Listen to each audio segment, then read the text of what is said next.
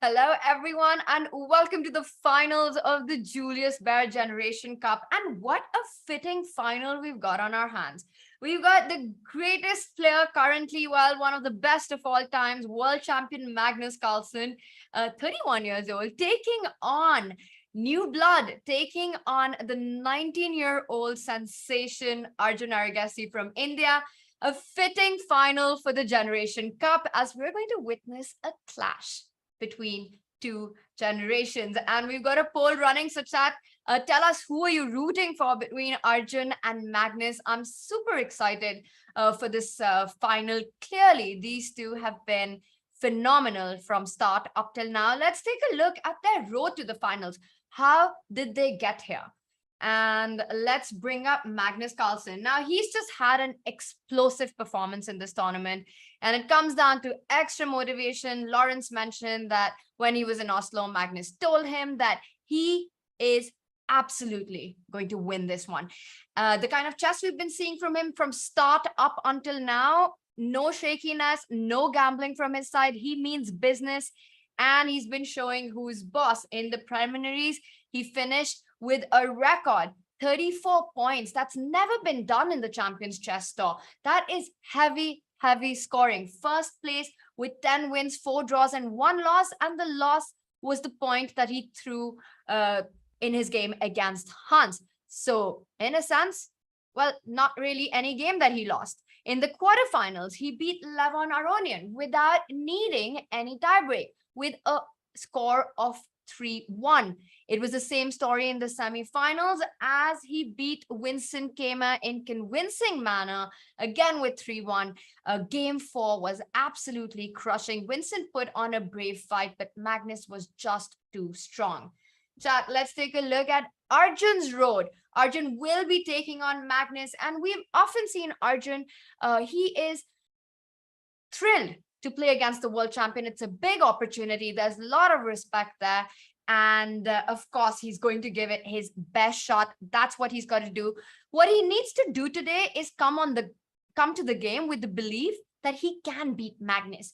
It's fine, respect your opponent, but don't respect him too much. And Arjun cannot afford to get intimidated with, well, not just Magnus, but Magnus on his A form here. Now, Arjun finished second place. So these two have clearly been the best performers of the event so far. In the preliminaries, he scored 7 wins, 4 draws, 4 losses. So a lot of decisive games, finishing second finally. In the quarterfinals, it went into tie breaks with Christopher Yu. Christopher has been absolutely amazing in this event. And of course, we're going to be seeing him back on the tour.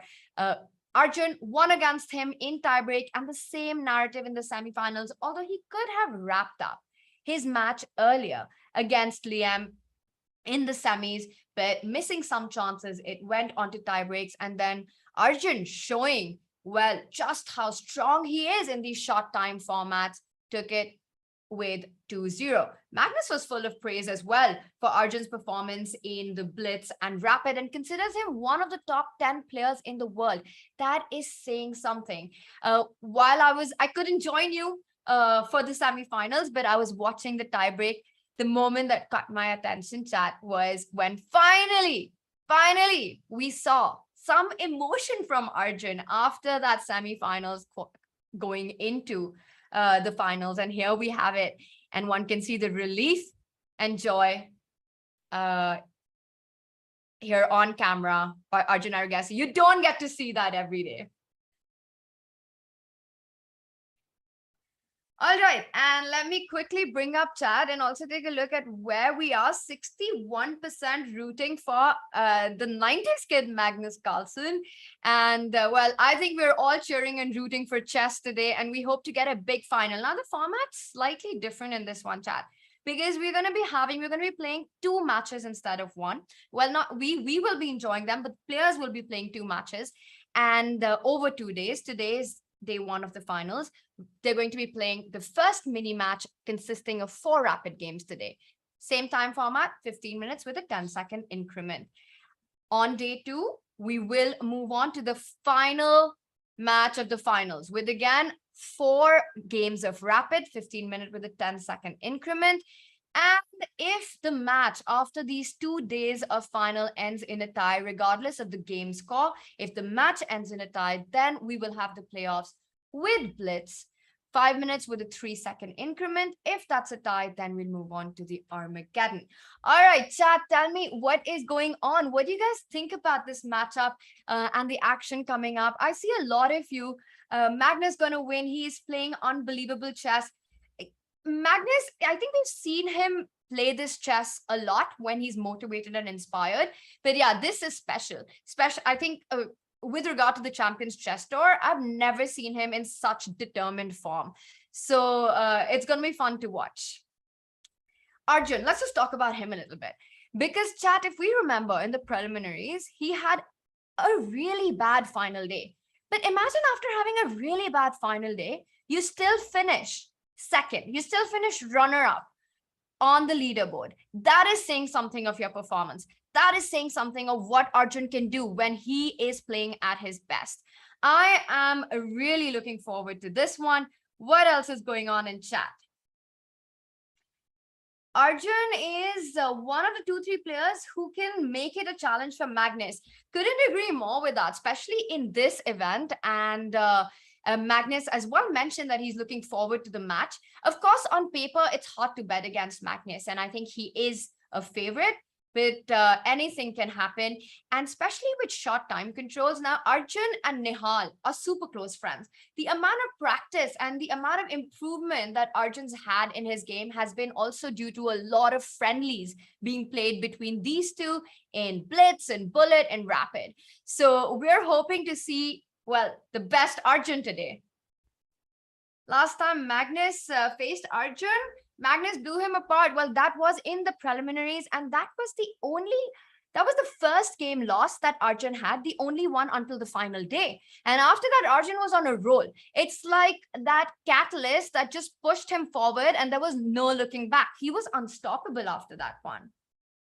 There is no question about talent. Well, absolutely agree with that. I think all the 5 teenagers that we've had in this event, talent and potential is unquestionable. We've been talking about changing of the guard in the chess world as we see with more and more frequency, these young players beating the top grandmasters, beating the very elite, not being intimidated, not fearing them. And that's when you know the new wave has arrived.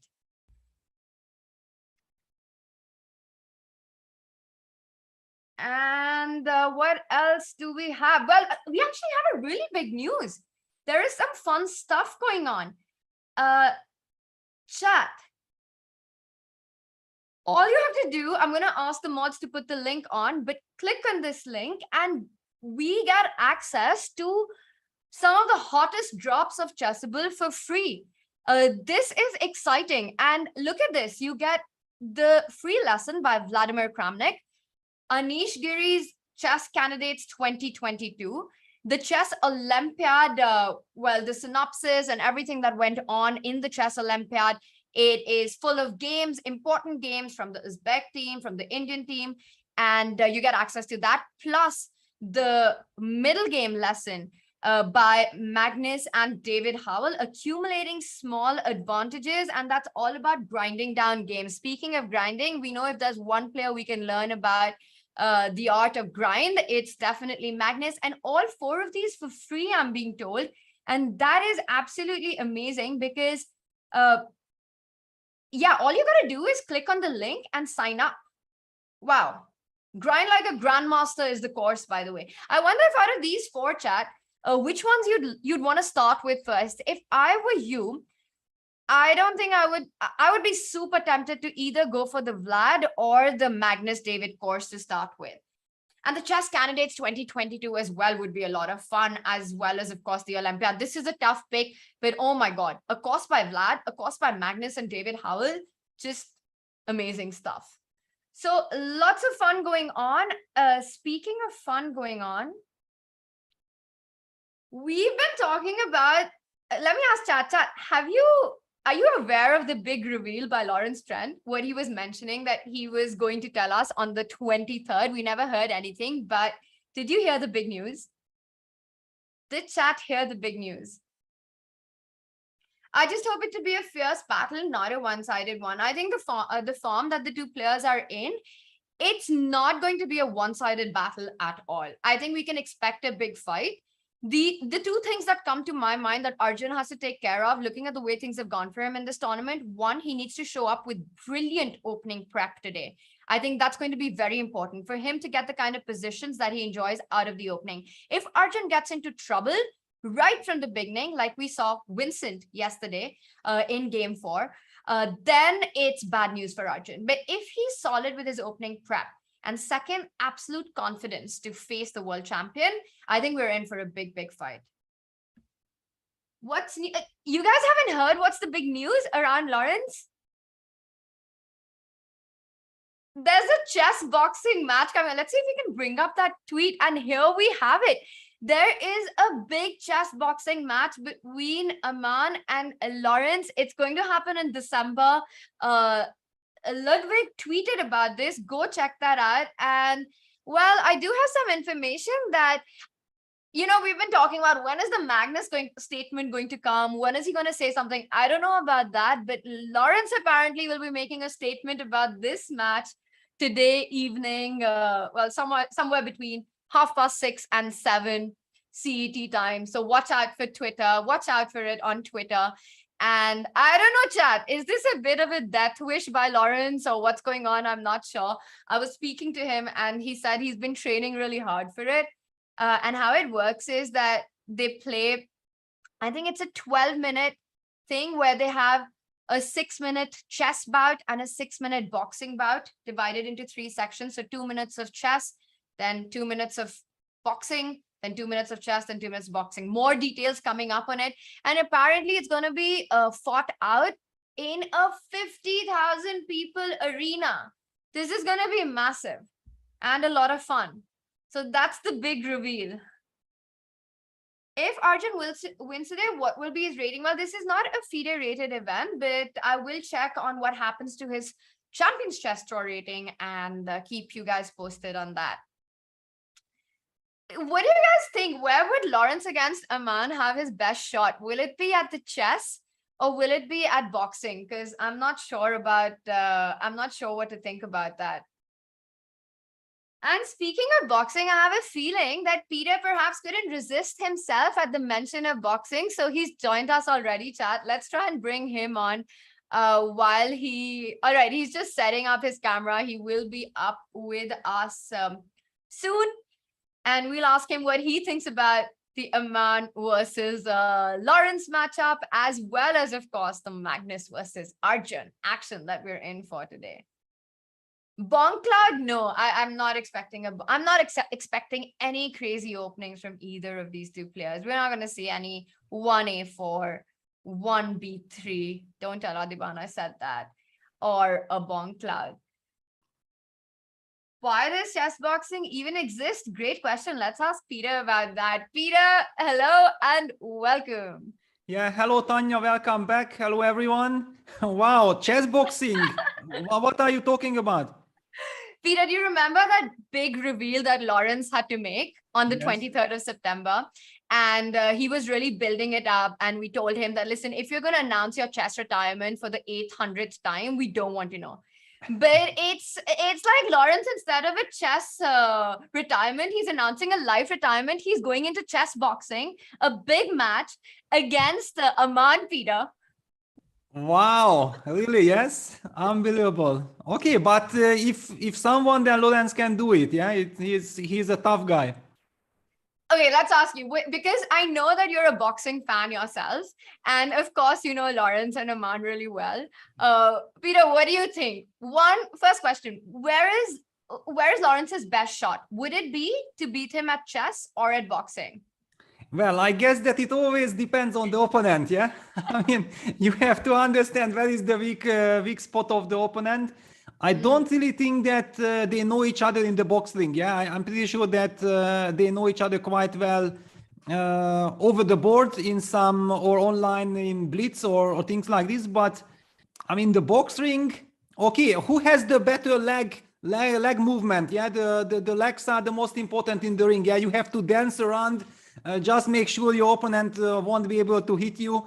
I mean, I think that's the first point. The other question is who can take the punches better. Yeah, normally I think Lawrence, as a Chelsea fan, should be a tough guy. I'm assuming that he's into all these kind of things. And he's definitely taken a lot of punches over the board. So I think he might be ready for the boxing punches as well. Been a really fun format because it's something, and I'm not 100% sure, but this is what I understood, that the players have 6 minutes each for the chess bit. And so Lawrence will get 2 minutes first, Aman will get 2 minutes, and they'll play chess. They'll play a game, hoping that neither of them lose. Then they'll have a bout of boxing for a certain amount of time. And if neither of them get knocked down, then they'll go back to chess with 2 minutes each. So it depends who either loses at chess, gets checkmated, or gets knocked down. Yes, well, actually, I have heard of a couple of these chess boxing matchups already before, and I always felt, you know, the most dangerous thing is if a good chess player plays against a weak chess player, yeah, because, I mean, imagine you get a winning position on the chessboard, but you know exactly that your opponent has like 2 minutes time to try to kill you in the box ring, yeah? And then it's about, you know, surviving. If two good players are playing chess against each other and it's like a big battlefield and a lot of strategy and all about the nuances, slight advantages, then I don't really believe that, you know, they want to do too much harm to each other in the box section. They just want to test. Okay, if somebody gets the upper hand, that's of course great, but probably it will all be decided in the last 2 minutes. Well, I know that Lawrence has put his Grandmaster pursuit on hold to train for this match. And Peter, chat wants to see you commentate on it because they know how much you also enjoy, well, martial arts and boxing. So we'll see, chat. Maybe we'll have Peter for it. Well, it would be very interesting. I mean, I have never done this. I would be super scared for the players. Yeah, I would be, you know, okay, just survive. I mean, run away. I mean, just, I don't know whatever you're gonna do, but survive and then win over on the chessboard. I want to ask you, in boxing, what would be cemento and what would be paqueto? Yeah, well, I mean, cemento is, I don't think that as a chess player, it's the right strategy to try to beat cemento, you know, I mean, that you are just defending and the other guy is punching you all the time. It might backfire. So in my view, somehow I would feel like, you know, just making sure that the opponent is not able to hit me, that would be my kind of way of showing cemento. Interesting. All right. Well, Peter, we also have, of course, a big match today, which is what we are here for, where we're expecting big punches to be blown either ways. Now, we had a chat running. We had a poll running in chat about who our chat is rooting for, by the way, not who they predict to win. Because again, I think on paper, it's hard to bet against Magnus in any match, but just who they're cheering on for. And it's such a tie. I see currently it's about 58% to 42%. So we've got a lot of Magnus supporters in chat and a lot of Arjun supporters. Well, I think it's absolutely justified. I mean, Magnus Carlsen in the final facing Arjun Erigaisi, who has been tweeting, yeah, that he has already reached the knockout format quite a lot of times, but he was always knocked out in the quarterfinals. Yeah? And one could really feel from that tweet how much it means for Arjun to keep on going in the knockout section. And now he gets to the final and he has the chance to play a 2 days match. It's not just one set against Magnus Carlsen, but 2 sets. I think that he will, first of all, learn a lot from it. He will get a lot of motivation to fight against Magnus. And if, for example, the first day doesn't go exactly his way, he still has a second day to adjust already to Magnus's style. Peter, I think Arjun has to make sure that if he gets any opportunity at all, a better position, he needs to go all out to push for it. He won't get so many chances against the world champion. And if they do appear, he has to be on his A game, double down on the kind of performance he's had so far, because you get them rare and few. And if you mess it up and Magnus gets any of them, you're dead meat.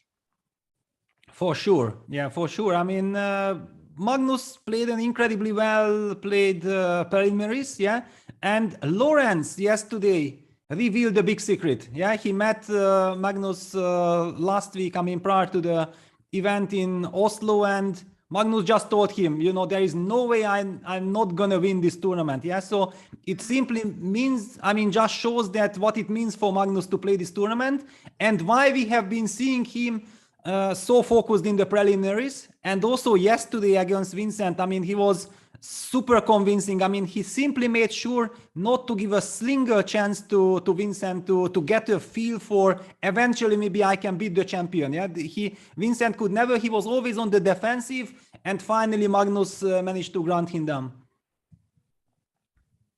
Hey, Peter, you remember during the preliminaries, you and I were having this discussion that it feels like a different Magnus in this event, a very motivated and a highly determined one out there to prove a point, whether it has something to do with, well, the heat that he's been facing with all the controversy going on. You know, he wants to show that whatever he's fighting for, whatever he believes in is one thing, but he's the best at chess and he's not going to gamble this one. Here he plays with extra determination. And Peter, we've got about 3 minutes to lift off. And you know what that means? That means we talk openings. What are you expecting from these two players today? Well, I mean, yesterday Magnus really surprised me that he was using basically World Championship kind of preparation against Vincent. I mean, he was so solid with black. Yeah, he just wanted to make sure that, no, my friend, you're not gonna get a chance. And with the white pieces, he was trying to push, yeah, put the pressure, just like in the World Championship match. And I really feel that this will be also Magnus's strategy for today, because Magnus also yesterday in the interviews claimed that he has tremendous respect for Arjun. So Arjun is clearly on the radar of Magnus, and probably Magnus has noticed that Arjun is very dangerous. I mean, if he gets chances, he gets positions to play with initiative, then he is incredibly strong and also very fast. In this regard, I really think that, you know, Magnus should make sure that he controls the game all the time. And how to do it, it will depend that is e4, d4, c4, knight fc the right way against Arjun. I don't know his repertoire so well. That's why I can't really judge. Seeing the first two games, after that I can already more or less understand what's going to happen in games 3 and 4. And their approach to the match as well will become a bit more clear, especially once we have game 1 and the tone of the match is set. Now, Peter, I want to ask you, you know, with Vincent's match yesterday, Vincent put up a brave fight. What would it be from that match that you think is very important for Arjun to take away and perhaps not do? Where did Vincent go wrong in yesterday's semifinal?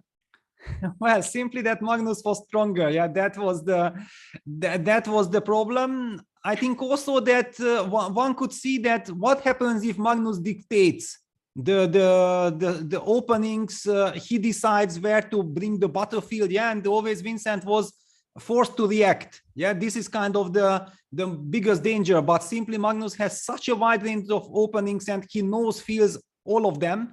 And that's why somehow Arjun needs to find a very nice way of, you know, surprising Magnus maybe. I mean, so that Magnus won't be able to really get the direction, the type of positions against Arjun that he's aiming for. Maybe this is the biggest idea that Arjun could take from this watching yesterday's match from Magnus. We're looking at Arjun on our screen. He definitely looks a little more awake than the previous days, I have to say. Well, I mean, which is good news. I don't want to be tricked by Arjun. I mean, okay, if I would be facing him, I would just turn off the camera. I mean, for sure. I mean, I don't want to be lured into the feeling that I'm safe, you know, because what I have noticed from Arjun's games, you can never be safe against him. Yeah, he's such a dangerous player. He's always looking for chances, how to hurt you, how to put you under pressure. And that's why I think you need to focus on the board and not to see Arjun just relaxing there and seemingly being the most calm person in life. All right, and in chat, 57% of our chat rooting and cheering for Magnus, 43% for Arjun. Let's see chat if before the game start we can get this to 50-50 just as a social experiment. That would be quite fun. Well, I mean, already all these percentages are quite high. I mean, okay, almost 50-50 against Magnus in the finals. That shows tremendous respect for Arjun also. He's just 19 years old, and and people are rooting for him so much and already thinking like he's almost, at the same level as Magnus in a match format. It's interesting. It's going to be one exciting battle. Also, Arjun mentioned that, of course, it's going to be a tremendous fight, but as going into the finals means he gets 2 days of matches against Magnus. And that also means a lot to him. That was really nice to hear on his interview, that he's just excited to get 2 matches against the world champion. Yeah, actually playing these 2 sets is very interesting because simply sometimes these mini matches go so fast, yeah, and then you lose and you don't even understand what happened. Why did you lose? But when you have a second day, yeah, when you can fight for a comeback, and you can also eventually adjust your play, yeah, that you understand the idea of your opponent. And here we go, Magnus goes for knight f3. Will we see Reti? Yeah, the knight f3, d5, g3, g6 played by Arjun. Okay, very interesting. Yeah, bishop g2, bishop g7. Now the big question is, will Magnus go for the symmetrical Grünfeld with d4, or will he castle and then let e5 happen? These are very big questions. Wow, okay, that's a twist.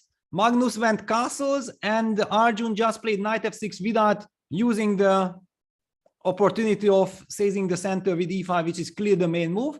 I mean, the main move, because from this move order, black usually plays e5. After knight f6, we kind of transpose to many different move orders, how you can reach this big tabia, which also means to me that Arjun really wants to play the symmetrical Grünfeld. Yeah, he has probably prepared it very seriously, and in order to avoid this, then Magnus needs to start here with c4. Yeah, this is the way to. No, but he goes d4. Okay, all right. So we're gonna see what we're gonna see. The c4, c6, knight, c3 pawn sacrifice that Magnus had been playing recently. Will we see that or not? Arjun blitzing out shot castle. So, well, at some point, Magnus has to go c4, and I think it might be now. I don't really see another way for him to. Well, what other plans could he have here? He could try. You don't want to go b3. He's not going to go bishop f4. He goes c3. So making his intention clear that he's just going for a long strategic battle in this Carlsbad structure with the white pieces. Bishop f4 played, and knight d2, rook e1, e4 ideas. Yeah, something like this. I'm certainly not an expert. I mean, some childhood memories are coming back, yeah, from this, when I was playing the Grünfeld from the black side. And if white would play something like this, I do remember that in my times, there were people who tried to play bishop f4. And in my childhood, they mentioned me that, you know what, if white is doing nothing, you can just copy him, because, okay, why not? And then I got tricked like this: queen c1, queen c8. Seemingly, we both eye on bishop h6, bishop h3. But to my big surprise, when I was like 11, a grandmaster played against me here c4. And I felt like, oh my God, yeah, he tricked me, because he was able to push c4 and I had to go c6 and I was on the defensive already. Yeah, so you always have to be careful just copying your opponent, because there are always some move or their tricks. Very interesting. So we do have this on the board. He's gone for c6 and queen c1, eyeing the move bishop h6 to get rid of that dark squared fan-chattered bishop. Arjun doesn't take too much time, goes bishop g4, continues with his own development. So he doesn't fear the move bishop h6 here. What happens and how does black react after bishop h6? Yeah, well, I mean, after bishop h6, now that he has played the move bishop g4, I very much could imagine that he's just intending maybe even just to take. Not necessarily takes, but I think this is like an idea, like takes before the knight reaches d2, so you won't be able to recapture with the knight, and then black goes knight b7 and probably follows it up by e5. Seems to be perfectly fine, looks very solid, very healthy. I mean, there are no ideas against black's king, so I'm not worried at all of this queen on h6. So you don't care about the trade. All right, the other move that comes to mind after bishop g4 is that it invites h3, pushing the bishop to make a decision before you have, well, all these ideas of queen c8 or queen d7, so that there's no h3. Is Arjun intending on snapping up that knight or moving back with the bishop? But he doesn't have to answer it yet, because instead Magnus goes for the developing knight d2. Yeah, Magnus opted for knight d2. I think Magnus simply wants to make sure that his knight is controlling the other knight. Yeah, so whenever black captures on f3, he will be able to take with the knight, and that's what we are seeing. So after knight bd2, knight bd7, h3 was played now, so that after bishop f3, knight takes f3 is much more harmonious for white. I mean, look at this knight on f3 instead of b1. Very importantly, it controls the e5 square, because I believe, yeah, and Arjun insisting on blitzing his moves. He goes rook e8. Probably he's somewhere trying to go knight e4 and then e5. Magnus goes c4. Interesting. It's like it almost feels as if it's not about theory anymore or direct concrete lines, but certain structures that Magnus was aiming for, which are more well plan oriented. And it doesn't really matter what variation you go for, but it depends on the structure that the pawn structure that we eventually get. Now, c3, c4 played by Magnus instead of going for c4 directly. What happens here? Because I don't want to take on c4 anymore. I feel d takes c4, queen c4 is exactly what white wants. Your rooks get connected, you get control over the in the center. But on the other hand, if you don't take, then white is threatening to go c takes d5 and push e4 if you capture with the knight. Yeah, also white has a very nice next move with rook d1. Yeah, just make this stabilizing rook d1 move. You don't need to decide anything with the center. Yeah, you already have the two pawns, d4, c4 stable.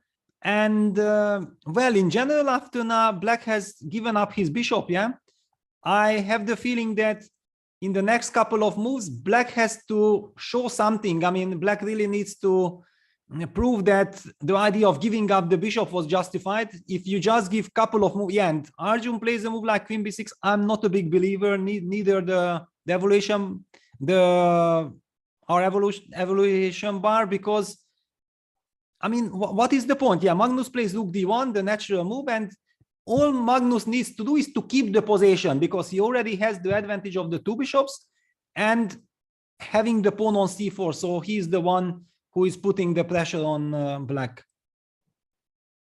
All right, as you suggested, rook d1 on the board, centralizing the rook, defending the d4 pawn. Well, Arjun needs to find a way to keep things a bit concrete in the position, try to put pressure on these pawns. Can he force Magnus to take a decision with, let's say, a move like either a4 or queen b4? These are the two moves. That queen b4 I'm not so sure about, but let's say you start with a4. Yeah, a4, and also a move like queen a6 is some kind of a move. I mean, try to put pressure on the c4 pawn. I understand your a4, yeah, just in order to not letting white get this grip with b3 eventually, yeah? Yeah, to stop b3, and I like the move queen a6 or queen b4. My initial idea with queen b4 was to put pressure on c4, but Arjun goes for neither of these three options, centralizes the knight with knight e4. Magnus continues to blitz out, falling back with the bishop to e3.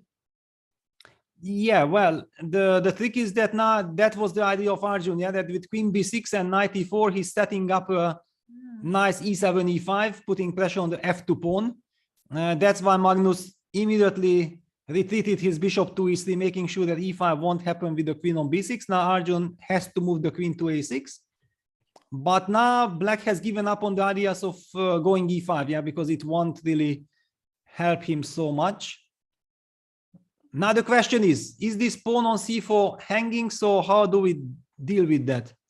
Because b3 is very uncomfortable to play with this bishop on g7 then. You know, with this pin coming along, well, there are all these threats. Also, you'll have the move a4 and c5 always in the air, not immediately. But I don't like b3 to defend the c4 pawn. Yes, it's a bit vulnerable. Yeah, as you mentioned, yeah, a4 and also somewhere some timely c5 with the rook on a1 hanging. The queen on c1 is slightly misplaced because black will be able to go for some very quick rook a8. Having said that, then we have to explain what we want to do, because the pawn on c4 is hanging, and just releasing the tension with cd, I don't think we want to do that. Then black will automatically be happy again. White's queen on c1 looks a bit strange. So somehow we need to keep the structure. And of course, b3 is not an ideal move, but at least it keeps the structure. Or can we move our knight from f3 eventually to e1 or something, trying to transpose, but I mean, it's a bit passive. I don't really feel like moving the knight to e1 is the way to go. Also, if you move the knight to e1, maybe ideas like e5 might actually come on the board, because let's not forget queen a6 targets e2 pawn and he goes knight e5. Wow, Peter, the first feeling that's is a very this nice not move. a pawn sacrifice. Yeah, that's a very nice move. Actually, now that it's on the board, it's basically clear that this move had to be played, because otherwise black is probably just fine. And after knight e5, yeah, now if black takes on e5, d takes e5, what white wanted to get is to attack the knight on e4, so the pawn on c4 is not hanging anymore. And after bishop takes e5, we just take cd and we take back the pawn. You take that back the pawn and you can't even go cd5 because rook d5 hits that bishop on e5 and the knight on e4. That is a nice tactical trick to solve these problems by Magnus. Very nice. Yeah, very nice idea. Now if black had to play the move knight df6, then strategically Magnus achieved everything what he could have dreamed of. Yeah, now he has the control of the e5 square. His bishop is opened up. This is looking very nice. I mean, I don't know exactly, maybe queen c2. One needs to pay attention to some knight d6, knight f5. Whenever this knight jumps to f5, I feel this is the Kamsky knight. Yeah, Gata Kamsky is a big expert of all these structures for black. Always maneuvering his knight in a very special way. So that one we need to pay attention. Otherwise, white seems to be controlling. Yeah, queen c2 played. Queen c2 on the board, so no more d takes c4 ideas. And if you go knight d6, what does he want? Hitting that pawn on c4 and knight f5 that you were mentioning. Because you don't have time to go g4 to stop knight f5 because c4 is hanging now. Exactly. I mean, I feel that knight d6 is the question. Yeah, this is the critical move. If the knight d6 blitzed out. Let's take a look at what happens, Peter. c5, knight f5. And because the knight on f5 also doesn't have too many squares. And again, the sense that it could potentially get trapped. So let's say you go bishop g, you want to go bishop f4. I was also thinking about bishop g5, but then there's h6. So you want to go bishop f4. Yeah, there is h6. On the other hand, I don't know who benefits more from h6. Yeah, because h6 in long terms, who knows, maybe it's a weakness. But automatically, go bishop f4. Yeah, I felt like I would put the bishop on f4. However, I don't know. Do you have the move knight h5 now? It's a concrete idea. Hitting the bishop. It looks so, and maybe you just come back. Do you just come back with the bishop and? But then I take on d4. That's the idea. Oof. That's the trick. Yeah. So it's very awkward, but it has a clear purpose. Yeah. So that's the reason why I somehow feel like c4, c5 would be good news for black, closing down the center.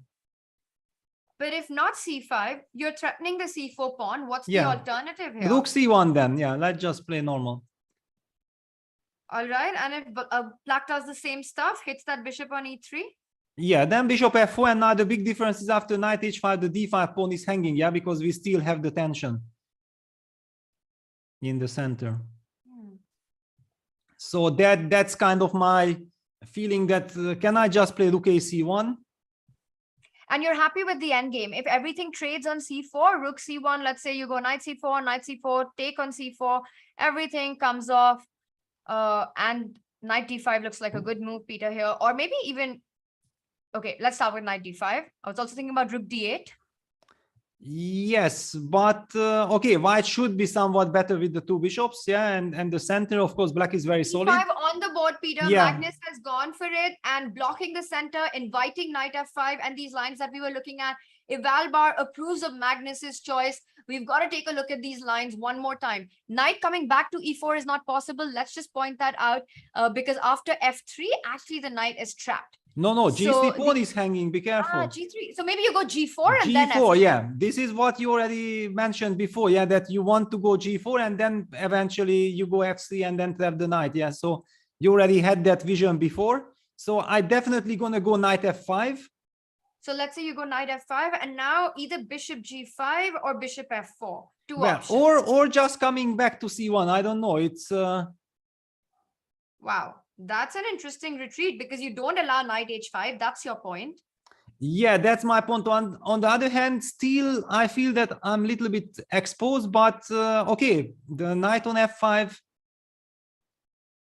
is a good piece or it's a vulnerable piece. That's a very big question. I don't know exactly. I will be very interested to see how Magnus wants to react to my eyes. It's not clear at all.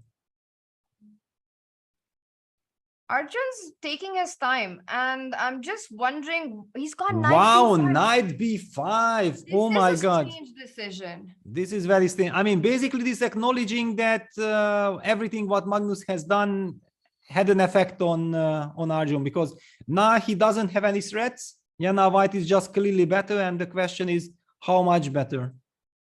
And this is exactly what we were talking about on our pre-show, Peter, when I was discussing with chat, that Arjun needs to make sure that at least the opening phase is handled well and not to give Magnus what he wants. And it looks like Magnus has managed to get, well, everything out of the opening. And now this is going to be a tough one for Arjun for the rest of the game. He's already on the defense. Magnus going f4. So clearly intending that he wants to play on the king side. f5 break in the air, g4 ideas. Arjun trying to create some queenside counterplay with the move a4. Feels really slow. I don't see a future for that knight on b5. Can Magnus just continue going f5? No, I don't think that he wants to go f5. I think he just wants to enjoy his position because it's really very nice. The move a5, a4, maybe black doesn't want anything. He just wants to make sure that the knight on b5 will be stable in long terms. Yeah, you can't really chase it away. The knight is not doing too much, but at the same time, still it's not a bad outpost because it keeps an eye on the d4 pawn, and eventually somewhere in some endgame, a3, b3, and then who knows, the knight might be able to jump to c3 once white's queen had moved or the queens are traded. Eventually, maybe also eyeing a move like queen a5, yeah, that he suddenly activates the queen because the queen on a6 was very passive. And then who knows, after already playing queen a5, black will have ideas like a3, b3, and then queen c3, entering into enemy's territory. I like the move a4. I mean, a4, queen a5 is at least a nice plan. All right, so maybe rush there a little bit with this knight b5 shock and criticism that we felt at first, but Arjun's got his plans. He's playing on the king queen side. You mentioned a3 as a threat, weakening the c3 square. So Peter, he's gone for g4. I was wondering about the move a3 to stop that. He goes for the king side roll. He plays g4. Well, ideas on the king side in the air, whether f5 at some point or g5 at some point. But the big question is, what happens if black goes a3 here? b3 probably has to be played because b4, queen a4, I'm not a fan. Yeah, we're going to play b3. Yeah, just nicely b3. And now your idea of trying to get that knight to a5 with knight to c3 with the move queen a5. Yeah, queen a5. Then we're going to stop any kind of jump to c3 with rook c1. And basically ask black that, okay, please show me another idea part of fighting for the c3 square. That's probably the big question for black and very hard to answer. How to improve the position. And Magnus, on the other hand, as you pointed out, he has these ideas of going simply f4, f5, putting the pressure, and eventually maybe the rook will even retreat, get back to the starting position to f1, and put some real pressure on the f7 pawn, yeah, because after f5, then also some g5 ideas are in the air. The light square bishop is a monster in long terms. Wow. Okay. So g4 really hinting at aggression there on the king side. It would be such a dream for black to be able to play b6 and try and break, but then the c6 pawn is just so weak that I never believe that can be a reality. Exactly. Yeah. It somehow feels like with the monster knight on e5, these b6 kind of moves will heavily backfire. And yeah, black plays the move a3. I'm expecting b3. You already highlighted that. Okay, b4 is a possibility, but then queen a4, we would be forced to move the queen away to d2. Then maybe black will have the chance. I don't know how strong it is, but definitely black will have a chance of eventually jumping to e4. And I don't think that with white we want to give such possibilities for the opponent. No, I think b3 just keeps the position a lot more intact. He's gone for it. He's played b3. And the whole idea of queen a5, of course, is not just to play knight c3, but also to come back with the queen c7 ideas. So, Peter, maybe it's time for Arjun to regroup and reroute his pieces with queen a5, rook c1. He goes rook d8, starts with the move rook d8, and now the ball is in Magnus's court. Does he go c5, f5 immediately, or will he wait and prepare it further with moves like maybe rook f1, move the bishop, bishop f2, bishop h4 ideas, which are very thematic in this position? I really like f5. I'm rooting for f5 here. Yeah, well, I mean, the move rook a8 clearly hints at the mindset of Arjun that he wants to be ready to play knight e4 at some point. Yeah, he wants to open up, but I don't really or maybe he just wants to be ready to play knight d7 and target this knight. Okay, yeah, that makes a lot of sense. Yeah, the move rook a8 was not played in connection with some tactical ideas because they don't seem to work, but just knight d7, and if black could trade this monster knight, then I guess he would be much more relieved. Yeah, then rook ac1 played, okay, and then maybe after knight d7 anyway. Yeah, knight d7 makes a lot of sense. Yeah, let's play knight d7. Maybe when Magnus will just return with his knight to f3, then we're gonna return to f6. Yeah, knight d7 on the board. Let's just point out the problem that if you take knight takes d7, rook d7, and this f5 break that, you know, I've been really talking about, it gives black this option to always go e5 in certain positions. With d4 weak and e5 coming in, this will just get way too messy, and the bishop on g7 gets super strong. Yeah, this is what white will never ever allow. You know, you would be telling to your opponent, no, dream on, continue dreaming. Yeah, because after knight d7, first of all, the most important thing is, you know, that your opponent wants to open up the long diagonal for the bishop, and Magnus goes bishop f2. He says, you know what, okay, take on e5, I'm gonna capture with the pawn and I'm gonna block your bishop. It's interesting because, okay, knight takes e5, for example, f takes e5. There is a question we have to ask: what happens after f6? Knight e5, fe5, f6. I think, yeah, we have to address this this move strategically speaking to understand how will white react to this break. But Arjun delays the decision. He simply plays the move e6. And he waits for Magnus to show his cards.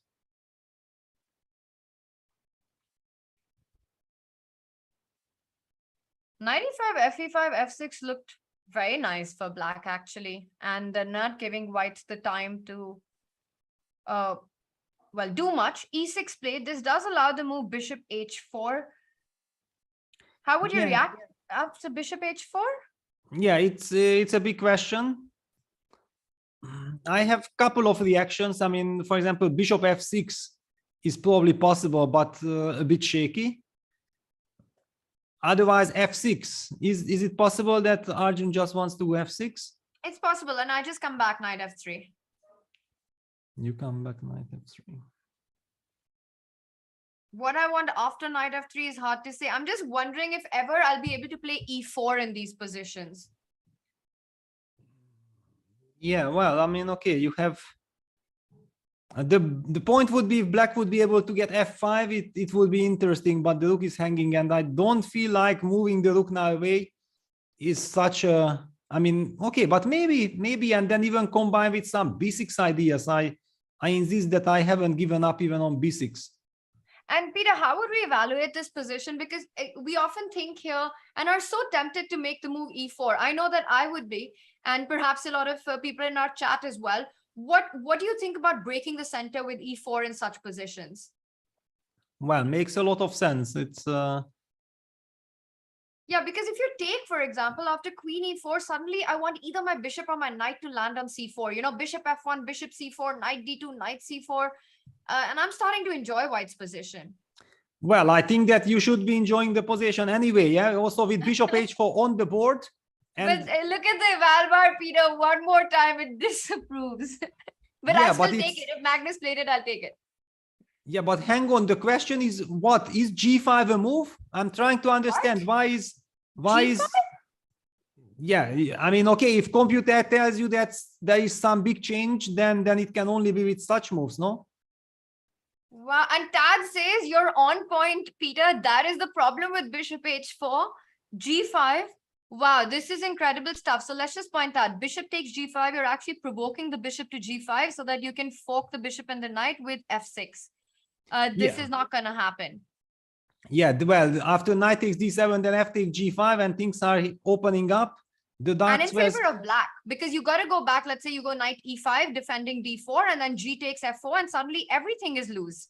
Yeah, everything is vulnerable, and I think this is a very nice, example. Yeah, that we have seen the evaluation bar dropping after bishop g4 immediately, and my brain immediately switched that. Aha, so it can only be g5. Yeah, and this is exactly kind of the thing we are always talking about. If somebody, a good player, gets a hint, yeah, from outside, then automatically your mind, your brain is working at a different level. Yeah, just before that, you have been asking me what are the moves after bishop h1, and I was telling you that, okay, bishop f6 a bit loose.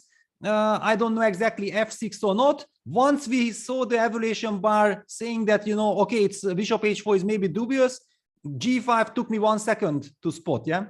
But he goes for the natural f6. I was just going to ask the big question, will Arjun play g5?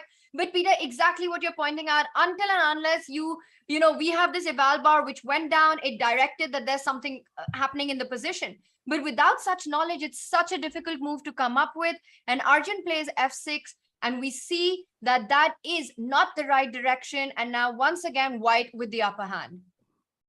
Yeah, basically everything happened just as Magnus had foreseen. Yeah, he played this bishop h4. He wanted to get this f6 weakness. Yeah, it's a strategical position. Yeah, so for a human player, you automatically think about the ideas. Yeah, where to put, which piece do I want to trade? When do I retreat the knight to f3? Yeah, you have all these kind of moves in your mind, and then suddenly you can very easily miss a tactical shot like g5, which is absolutely not in the position. Yeah, it's a total shock. It's completely unexpected. Yeah, let's just show that moment, because it really could turn out to be a big moment in this position. Bishop h4 played by Magnus, which was actually imprecise, and after g5, well, the tables would have turned. A very different middle game suddenly changes the entire dynamics of the position. If you take with the pawn, the e5 knight is hanging. You can't take with the bishop because of ideas of f6. And this would have been game on. But now with f6, the natural looking move, knight f3 was played, knight f8, and bishop to f1. Peter, there's such little space for black's pieces. White has just got so much space to move and to shuffle around, to regroup his pieces. Meanwhile, look at black with no pawns traded, pieces behind the pawns. It just looks like black is feeling very cramped right now. Yeah, for sure. Absolutely. I mean, now moving back the knight to c7, Magnus making sure to fix the structure. And after g5, he's provoking, forcing f5, after which he wants to return with the bishop. And you can go to bishop e1. Where are you even going back with the queen? You have to go all the way back to a8, not a pretty, or a7, but not a pretty square. There is no coordination in Arjun's pieces. Very difficult to find plans with no space. Arjun playing knight d7, saying that I'm not going to block the position further and live in misery. Yeah, but now, of course, Magnus will have wonderful chances to create a very strong, powerful kingside attack. Yeah, the bishop eventually will reach d3. The king will move to h2. The rook will move to the semi-open file, to the g file, and then there will be some tactical. I mean, simply that you have the space advantage. It's so much easier for white to maneuver his pieces. Yeah, get those pieces to the ideal squares. The only question for Magnus is now to strategically decide that does he want to trade the bishops at all, or does he even think like, okay, let me force that queen all the way back somewhere like to a7, we are assuming, and then I'm going to play bishop d3. But yeah, just takes, I think it's already a very clear vision for Magnus. Just takes bishop d3, king h2, rook g1, and probably checkmate to follow on with a sacrifice on g6. And black's queen is just so out of the game, and I don't think it's going to come back in time. And that's been the biggest problem in Arjun's position. This whole plan with queen b6, queen a6, and then it just gets stuck over there. As you mentioned already, bishop g6 is a big threat. So rook e7, now you can't take because of rook g7. As you mentioned, Magnus moves the king away, creating the g1, leaving the g1 square for the rook to land on. He can slowly play rook g1, double up on the g file, triple up on the g file. And this is going to be a nightmare of a position to defend. Knight will land back onto e5 with all these forces hitting on g6. That sacrifice is going to arrive one day. For sure, yeah. I mean, basically, if you ask me, I think that white is just winning here. Yeah, humanly speaking, it's just a winning position because all the moves are coming naturally. Yeah, automatically you can just blitz them out, and you keep on putting the pressure, and the pressure will continue to grow. And eventually, in this type of positions, there is just no defense. I mean, long terms, because simply the long terms are very much in white's favor. Yeah, and black will try to get maybe knight e8, knight g7, try to bring that knight to g7. However, even then, maybe a timely sacrifice on g6 will be a problem, because how do you defend then this king on g8? You won't have access to the g7 square for the rook, yeah, once you place the knight there. Well done, Eves in chat. He actually mentioned this plan, Peter, that you're talking about knight goes to e8, goes to g7 and f5. It is the right direction for black to make sure at least no bishop g6 lands, and Arjun is going for it. Yeah, he needs to. That's why he has also moved rook e7 and then rook f8 and then knight e8. So everything is taken care of. Obviously, Arjun will put up the best possible defense. Only that simply, I mean, it won't be able to, I mean, you can't play, let's just make a move, like rook g2, knight g7, knight e5 to illustrate that if black's knight jumps to f5, then white actually can take this pawn due to the pin. This is a problem. One could argue that if you put the knight on e5 too quickly, then maybe we can try to change it. It would definitely help us to trade one pair of minor pieces. All right, so, okay. Knight is the current position, and once again, Magnus, how is he going to build the attack and further pressure on g6? Arjun is doing all he can to save the position. Also, Peter, very often, suddenly we might see a shift on the queen side when all of black's pieces are defending g6. Magnus might try to go b4, rook b1, b4, and the a3 pawn falls. And then you realize that there are weaknesses on both sides of the board. This reminds me of Vincent's game yesterday as well, where with the black pieces in the fourth game, Magnus quickly, because having space advantage, shift from one side of the board to the other.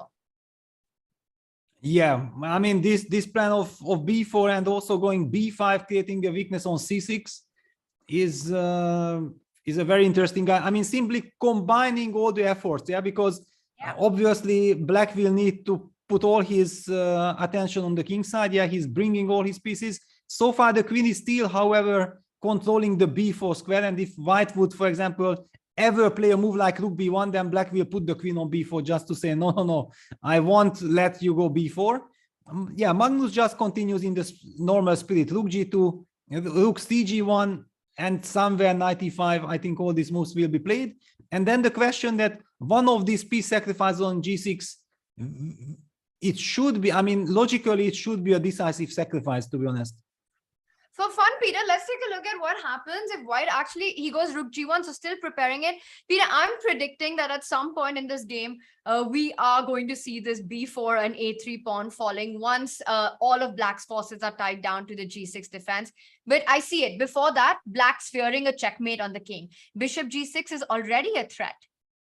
Exactly. I mean, simply the black queen is too far away from action, and let's suppose black brings the queen back to c7. And let's take on g6 for fun, Peter. I wanted to highlight, then you can immediately go b4 as well as you wanted. Yeah, I've deserted that plan immediately now because it's so attractive to just sacrifice and checkmate instead. And how you want to take on g6 now? Queen. Queen, okay. Why but you don't know ask that me? I don't have an answer. But now you give me some squares as well, yeah? So let me jump with the knight to e4. All right, and well, rook g1 on the board. We're still waiting for a move, trying to see if I can somehow trick Peter in this position. I don't know why I never learned from my experience and go for it. By the way, chat, before jumping to anything, Tad is saying that computer approves. Now, why he approves of this sacrifice, I'm not able to understand. Well, I mean, maybe just simply, quietly, you continue with knight. If yeah, queen c7 actually played, it's on Are the we going board. to see bishop g6? Are we going to see bishop g6, or will we see b4, the idea that we were talking about, picking up the a3 pawn? Peter, I want to see bishop g6, but I have a feeling we'll see b4. Well, the problem with bishop takes g6 is that Magnus knows that he has such a big advantage. And is it now, with 3 minutes on the clock, the right time and the right moment to sacrifice the piece? When you also put some pressure on yourself, yeah? But at the same time, you know, I'm not a player who likes to sacrifice or gamble or whatever, but I don't really understand and don't really feel that after the sacrifice, white would be risking anything. Yeah, it's just such an overwhelming position. For example, takes, knight e4, we just play knight e5, then we might be starting to sidestep with the queen to h6, getting knight g6. I mean, how should black survive? Everything is, this is the Paquetto situation. Paquetto is the situation which will come, which will be very difficult. Chat has another great suggestion. At least it looks really nice to me. Go knight e5 first. Don't go b4. Don't go bishop g6. Just prepare it further with knight e5. I like that option as well. Yeah, and then get ready for bishop takes g6. Now the big, yeah, Magnus goes for bishop g6. He goes All for right. it. He's done it, chat. Bishop g6 on the board. Evalbar loves it. Let's see what is the way to actually finish this off, or is it just a very, very cramped position for black and it's going to be a slow torture from here? Yeah, probably, as I said, yeah, that this sacrifice doesn't really feel like a sacrifice. It just looks like a crushing move. And if after the game we would ask Magnus, maybe he would answer like, no, it just fits into my attacking without sacrifices principles. Yeah, because the position is so strong, so powerful that despite the piece sacrifice, we just don't feel that we are piece done. Yeah, knight e5 is coming, queen h6, and what we have one knight, then one queen, two rooks targeting black's king, and there are no pawns to defend. The knights are hanging in there with knight g7, but it looks awful. Chat is asking, in this position, knight e4, rook f6, does that hold? Well, we are going to find out now. Knight e4 played, and we have to take a look at this knight e5 now, jumping in as... no, Magnus goes knight g5. He plays the computer move. In fact, wow, he stops rook f6. He forces, because queen h7 checkmate is a threat, knight g5, rook g5 on the board, and now he wants rook h5, queen h7. Game over. And that's just busted. How are you fighting at rook f5? Is that a move at all? Yeah, well, I mean, Tania is mentioning that, yeah, computer says rook f4 is the best move, which is just a prolongation of the battle, not changing anything. Of course, humanly, you want to make a move like rook f5 work. Yeah, I mean, you mentioned rook h5, and I want to play rook f5 to stop exactly. it. We want to play rook f5, and why rook do we f4 lose? is basically resigning without resigning. Exactly. Yeah, there is no. Why is rook f5 losing, however? I know, because the Evalbar says it's completely over, but rook f5, because I'm not that scared of rook takes f5, e takes f5, queen f5. I'm super happy about that, actually. Yeah, that would be a big turnaround, but maybe we just move the rook back and then we insist on rook h4. Maybe we just bring the rook back. And now for computer, you already can't take on f4. Yeah, rook f5 on the board, rook g4 blitzed out immediately. Rook g4 played. We are calling out this action, Peter. I'm loving it. And rook f7, because he wants to run with king f8, king e7, bring the king to safety. But it's not going to come to safety because you go rook h4, queen h7, pick up the knight on g7. Yeah, exactly. I mean, there is just no way you can, but Magnus even collects on e6. Threatening rook g7 with a devastating blow. And the problem is, even if you move your king anywhere, you still take on g7 because the rook on f7. No, Peter, even king f8. Yes, you can even take. Yeah, exactly. Yeah, you can because just the rook on f5 is hanging. Yeah, no, it's just a total disaster. And this is why you never give such a massive advantage to the space advantage to the world champion. Queen e6, and that is it. Arjun Erigaisi resigns. It's game over. Magnus takes the lead in his game one of set one in the finals of the Julius Baer Generation Cup. Peter, this was a tough loss for Arjun. Very tough loss. I mean, he simply never got a chance to put up a fight. He was just squeezed right from the beginning. I told you that after giving up the light square bishop so easily, yeah, you need to have a very clear vision what you are aiming for, because if white just gets a nice playable position, then okay, he will have this chance. There was this moment, yeah, that the stunning moment after bishop h4. If g5 would have happened, Magnus would have fallen from his chair. I mean, it would have been such a cold shower, such a shock, but it did not happen. And then Magnus just converted it very nicely. This was the moment of the game, Peter. This is where Arjun got his opportunity, because one had the feeling that already something had gone wrong in black's position, giving so much space to white, all of white's pieces beautifully placed. The pawn structure better for white, the knight on e5, and then he got this one tactical chance and he missed it. And that's what we were talking about. When you get even, because you're not going to get too many against Magnus. When you get it, you have to find it. It is very hard, but it's the only way to get anything against the world champion. G5 would have probably resulted in a very different game from the one that we witnessed. But Peter, this game one action, it's not about the fact that Arjun lost, but just in the way he lost. He has to forget it, keep it behind him, and just start afresh with the white pieces in game two.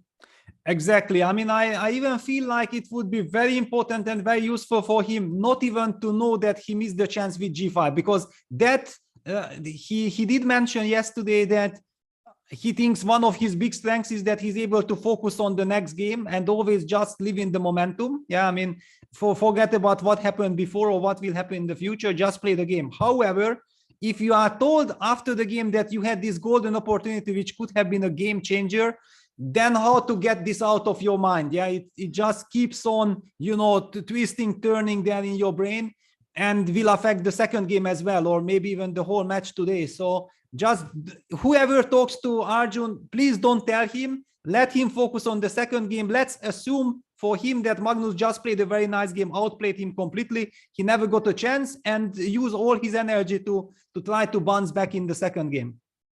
Big game two coming up in this set one of the finals of the Julius Baer Generation Cup between Magnus Carlsen and Arjun Erigaisi.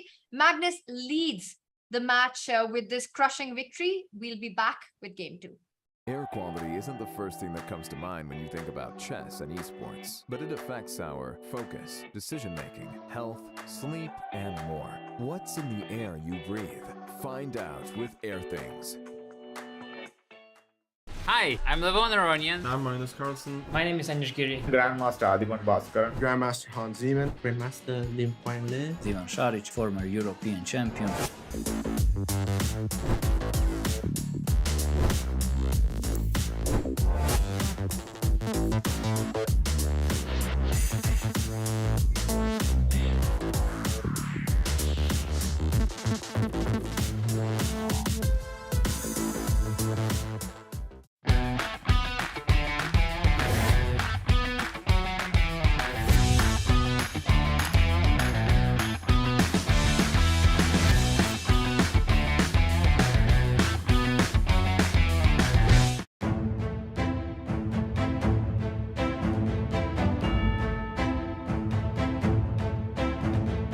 Gains that confidence, plays a few good events, stops looking inwards into his own insecurities. I like the no expectation part, so like that's something that has gotten better because sure, it's like not my full-time job. It's definitely good for chess in India, and now there is Olympiad also, so there'll be more people following and taking up chess as professional sport. Yeah.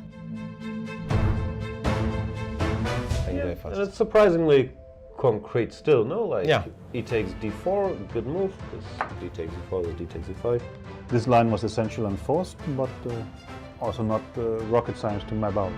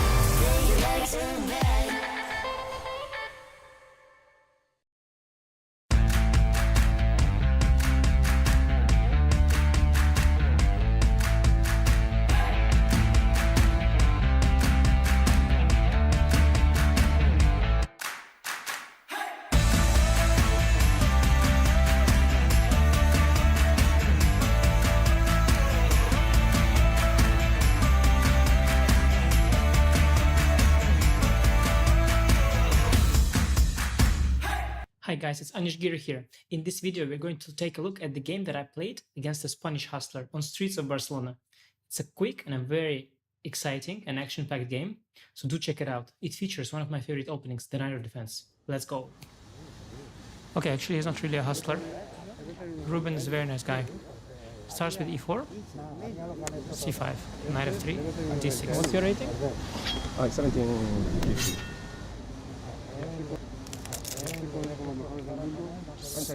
Opens to steal, and Ruben knows his stuff. Knight f6, knight c3, a6.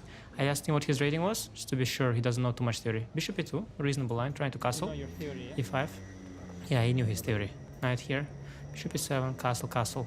Both sides castling now. He should develop the bishop, I should develop my bishop. Or he can go for the f4 plan, which eventually he does. King h1, preparing f4, going out of this diagonal. Rook e8, all theory, I was prepped. f4, bishop e3, f4 first, f4.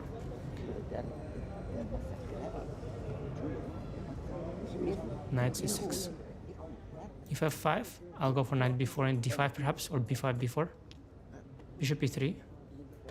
Now I take. The bishop lost the tempo on bishop e3. Bishop takes f4. h6. Preparing bishop f8. Awaiting bishop g5. Queen d2. Wants to double. Bishop f8, rook d1, knight e5.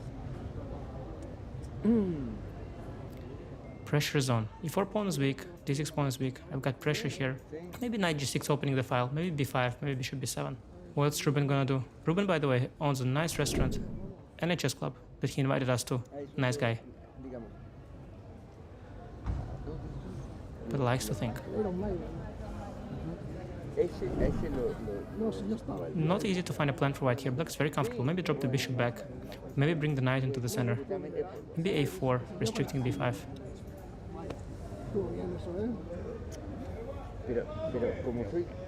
Which one is he gonna go for?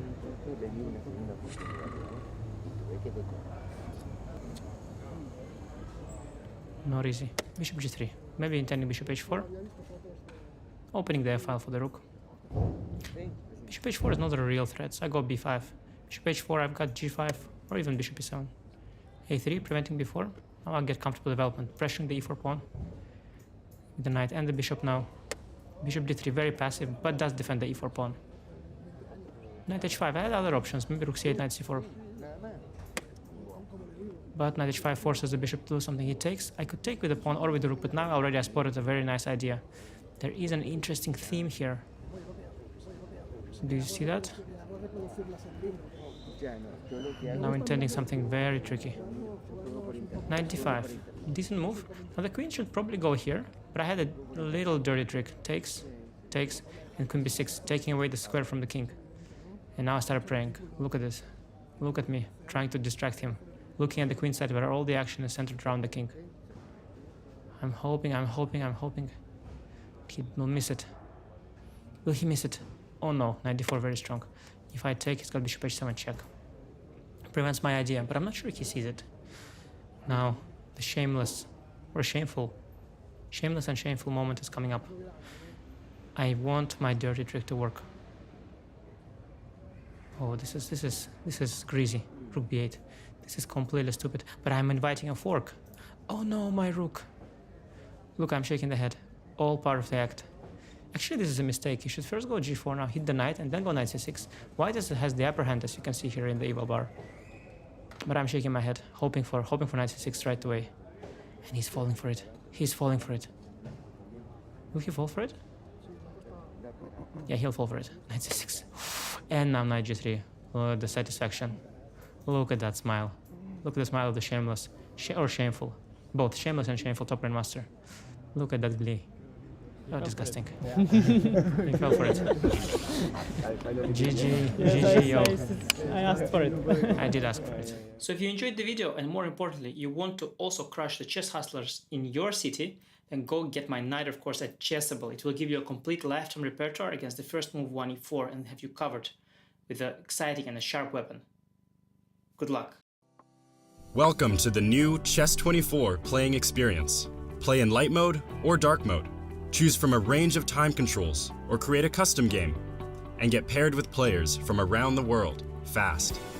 Enjoy a polished playing experience while making moves on a fresh, responsive board to claim your victories. Train and improve with over 80,000 puzzles. And that's not all. Download now and discover what more you can enjoy in our brand new app. How many times have you been?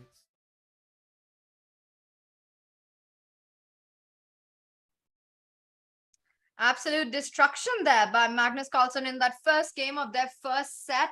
A big missed opportunity by Arjun. But Peter, you and I were discussing that it's such a difficult moment to find that move G5, which could have changed the narrative of the game, because it's just something you're not thinking about. It's not in your thought process that this move exists, unless you've got an eval bar or someone nudging you that, hey, look for something here.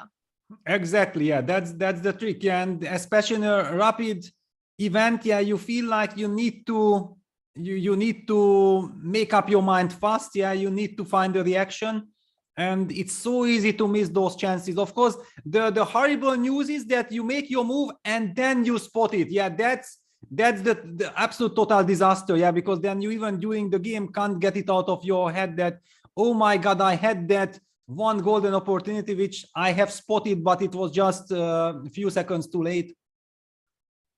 Which is why you mentioned that hopefully no one told Arjun after his game that, hey, you missed a big chance with G5, because it can mess further with your head. We've got a poll running, I'm being told, and let's see if we've got the results in. Perhaps Tad can tell us what the results were about the big game 2 coming up. And let's take a look. Magnus at 47% a favorite to win game 2. Arjun at 26% and a draw at 25%. But Arjun will start with the white pieces. I don't think he can afford to have the strategy of taking it too slow, stop the bleeding against the world champion. Peter, with the white pieces, he has to try to be, he has to be ambitious. Yeah, he has to. I mean, also, it's very much his style. Yesterday, there was this match against Liam, and it went to the Blitz playoff. And what happened was that Liam actually bounced back. Yeah, he bounced back from being 2-1, just tied the match. And then Arjun wins the first game with the black pieces. So he only needs a draw to get into the final. And in a good position, he sacrificed the piece. He made a speculative sacrifice of piece instantly with 5 minutes on the clock. We were like shocked with Lorenz that why on earth do you do it? Well, the answer is quite easy, because that's Arjun Erigaisi. I mean, he likes to play from his instinct. That's what he felt. He loves this move. No matter what the tournament situation, he's gonna go for it. And basically, he needs that kind of mentality for this today's second game. The only big drawback is that he's facing Magnus, and will Magnus give him a chance to show his incredible intuition and his feel, because Magnus is just so professional. So we have no doubt that if Arjun gets the chance to complicate things, if he gets the chance to make a mess out of a position, he's going to go for it. He's not going to get intimidated. But will Magnus succeed in shutting down Arjun with the white pieces is the big question. He's already taken his lead. We see Arjun ready on our screen, waiting for Magnus to come, and then we will have liftoff. Peter, what about openings? What are we expecting Arjun to start with? Well, this is not a problem that Arjun knows, having seen yesterday's match between Vincent and Magnus, that Magnus is even ready to play the Queen's Gambit, the classical Queen's Gambit with black. And this went on to show that he takes the match and this tournament extremely seriously. He doesn't want to experiment. I mean, it's not anymore the preliminaries where he played some G6 and okay, let's just play chess. E4 played, so Arjun sticks to E4 and Magnus goes E5. I'm expecting classical Spanish or the Berlin. No. By the way, Peter, yeah. Sorry, go on. No, I mean, White plays the move Bishop C4. Yeah, so after Bishop C4, we won't be able to see the Berlin or the classical Spanish, but we're going to see instead a classical Italian. Chad is pointing out that today is the first day that Magnus is dressed so formally for a match. So he's clearly taking the final very seriously. He's all suited up for this one. Yeah, but I mean, yesterday he also wear a very nice traditional white shirt. So and there you have it, Bishop G5. But The big but is the fact that Arjun has played it yesterday against Liam, and it's clear that Magnus is prepared. And look at this, blitzing out bishop d7. You definitely not gonna even consider move bishop d7 unless you prepared it and you know exactly why you are doing this move. Now, one of the things that I have, that I always feel with black in this line is that if you haven't castled and your opponent has committed bishop g5, then you always have these ideas with h6 g5. You can try and sort of push a little bit more on the king side. And I'm just wondering if Magnus will, in fact, decide to not go short castle, leave the option of going long castle or maybe the king in the center and just start advancing the king side pawns. Well, basically, by playing the move bishop d7, he makes sure that he won't castle short. Yeah, definitely. He is basically preparing queen e7, eventually then the timely g5 and even the move long castle. It's a very deep move. And look at this, Arjun is taking his time. He is clearly surprised. And I'm even very worried for him. I have to say that the game has just started and I'm already very worried because this type of position can heavily backfire. By the way, I want to even highlight that bishop d7 is maybe a move that Magnus prepared for the World Championship match last year, because it was very much this exact move order with a5 without playing short castle, without playing h6 or without playing a6 was his move against Jan in the very last game of the match. And probably he already was expecting the move bishop g5 from Jan, because okay, Jan was in kind of a must-win situation to go for as much complications as possible, and the move bishop d7 was probably already prepared for that game. Oh wow, so we're potentially and probably seeing some World Championship prep here, but we're just seeing it. Arjun has to face it, Peter. And you're mentioning that Magnus was perhaps expecting bishop g5. What was Jan's move of choice instead of bishop g5? Well, honestly, I even don't remember. I mean, I remember that Magnus finally also opted for bishop a7 next, yeah, instead of castle. So probably Jan played a move like rook e1, I'm guessing. And after bishop a7, knight a3, they reached this type of position. And then the knight was, no, finally the knight did not go to b5. Yeah, Jan played with knight c2 and bishop e3, the traditional way. But this bishop g5 is, now that Magnus knew that Arjun will play bishop g5, he probably refreshed all those analyses and he was very much looking for, look at this. The computer thinks that white is doing fine, white is happy. That's why you're not going to look at this move bishop d7. It's definitely not computer's main choice. It may or may not be computer's main choice, but if you're saying and looking at the clock situation, clearly Magnus is prep. It's still something to fear, especially when you have little time to come to decisions. And he's gone for the move rook to e1. And Magnus got a slight smile on his face. He's,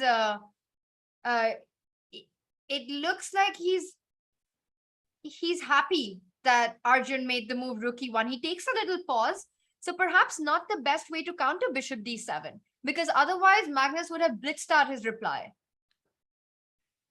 Yeah, well, what you are saying makes perfect sense, but we never know exactly why the players react in a certain manner. Maybe bishop d7 is a bluff move. Yeah, who knows? I'm calling it a World Championship match prep. Maybe Magnus is listening to our broadcast and he's just laughing. Ah, okay, so Peter is talking, yeah. Who knows? But simply with the determination and with the fastness with which Magnus played the move bishop d7, it was just a signal to me. And I'm expecting, to be honest, this queen e7 g5 spirit very much to happen. I'm looking forward to g5. G5 means fireworks and a big fight. I'm looking forward to all. He plays bishop a7. Now, bishop a7 is a very thematic move, and it's always a welcome move by black, because you kind of fight against any d4 ideas which break with a tempo, and it's just a nice square for the bishop. Obviously, eventually you want to go queen e7, long castle g5, and that's the kind of game that we're expecting to develop. But this does also invite knight a3, knight b5, hitting that bishop on a7.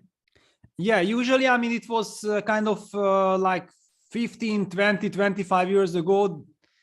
A5 was completely, you know, No, not existent. I mean, nobody was thinking about the move a5. Everybody wanted to put the pawn on a6, yeah, just to put a6 and then go bishop a7, chill there. However, after white was able against the a6 setups to start pushing this a4, b4 and advancing on the queen side, that's when the idea appeared then, all right, okay, then why actually we are not putting the pawn on a5? Despite weakening the b5 square, it turns out that this b5 square is important, but black can always nicely ignore that knight. Yeah, for example, after this knight a3, knight b5, we have even seen some games where black played the move bishop b8 and then tried to play after knight e7, c6. It does feel a bit slow. However, also after knight b5, you can just nicely answer it with bishop b6. And the question remains that what is this knight really doing on b5? Arjun goes knight bd2. So Arjun says the knight on b5 would be useless, Peter. So as you suggest, I'm going to go knight d2. I might jump onto b3. I might jump onto f1. But also, if you go long castle, Arjun will try to break with a3, b4. So instead of going knight a3, he might be looking at ideas, keeping it flexible on the queen side so that he can get a quick breakthrough with, let's just say, you go maybe g5. Let's say you start with g5, which is very attractive. Bishop g3, queen e7. And now white can go with this plan of a3 and then b4 on long castle, creating his own counterplay. Yes, it's possible. Also possible maybe to try to play d4 immediately. That's another alternative. And maybe this is the reason why Magnus is taking his time, that if, for example, we know that his plan is to play the move queen e7, then maybe it makes sense to play queen e7 before committing g5. Yeah, we know exactly that we can include g5 any given moment, but just in order to make these d4 ideas a little bit less attractive. It's also some kind of an idea. I'm not sure if it's important, but definitely one has to think about it. And maybe after queen e7, you go d4 anyway and say, you know what, you haven't castled, and I don't know where the tactics lead to, but it at least looks quite dangerous if you accept the pawn. You take everything, boom, boom, boom on d4, and then knight f3, e5 ideas might come in. So your move d4, I really like it, even if black goes queen e7 directly. Yeah, definitely. I mean, this is a very typical idea. Yeah, you just sacrifice this pawn, open up the position, and we would be getting very much an Arjun position. Yeah, because these are the type of positions he really loves and enjoys. Magnus taking his time. I mean, if he plays queen e7 after d4, he won't take the pawn. I'm pretty sure he will just continue in the spirit. But Magnus has slowed down. And was I wrongly claiming that this is Magnus's prep, or did he forget his prep already? I mean, the match was long ago. It was almost a year ago.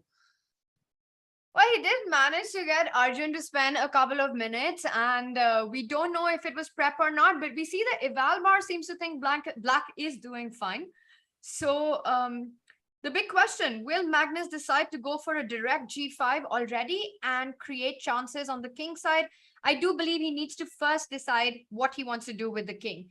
Queen e7 and long castle would be the way. Peter, I would include g5 in this position and then go for queen e7.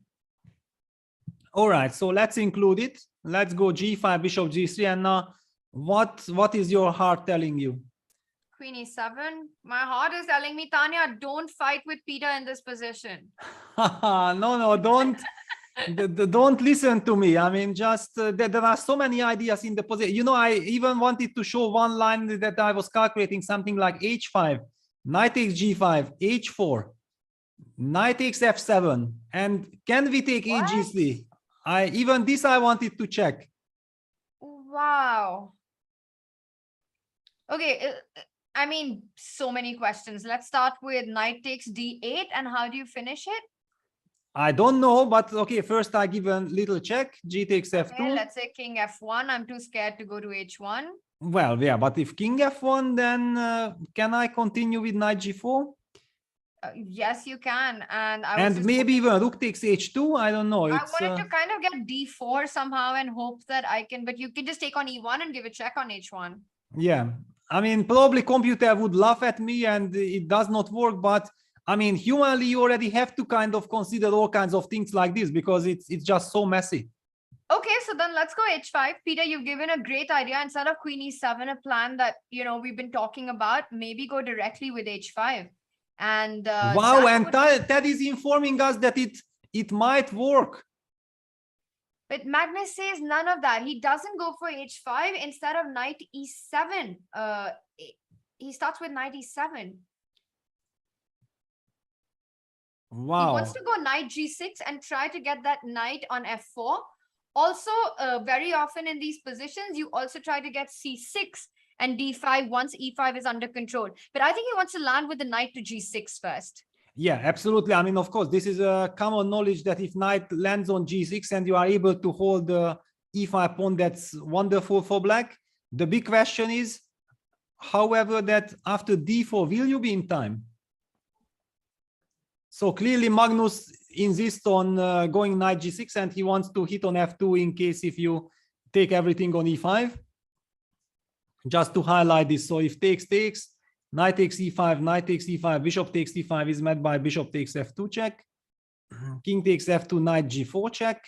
However, queen g4, bishop, knight on d2 is hanging. Okay, very important. Otherwise, white would have taken quite a lot of pieces, but d2 is hanging with a check. Yeah, that's a problem. All right. Yeah, I'm loving all kinds of Italians like this. They are so sharp, so dynamic. And I always invite such type of play if I'm playing from the black side. Yeah, because usually I'm very conservative, I'm very classical. And just by playing classical, I don't have enough excitement in my positions usually.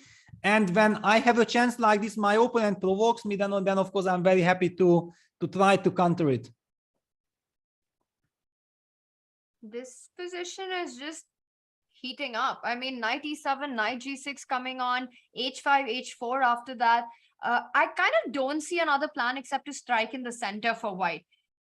Well, there are all kinds of sacrifices on e5. This is also a question. Maybe we have to mention it. I don't know exactly. Knight takes e5, but knight e5, the problem is that after takes bishop e5, you also have knight g6, yeah, which is a very nice stabilizing move.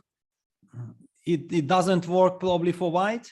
Yeah, it doesn't feel like there would be enough with the sacrifice, and you're just in time. Yes, and the other sacrifice like bishop takes e5, d takes e5, knight takes e5. Maybe you just have simply bishop e6 here.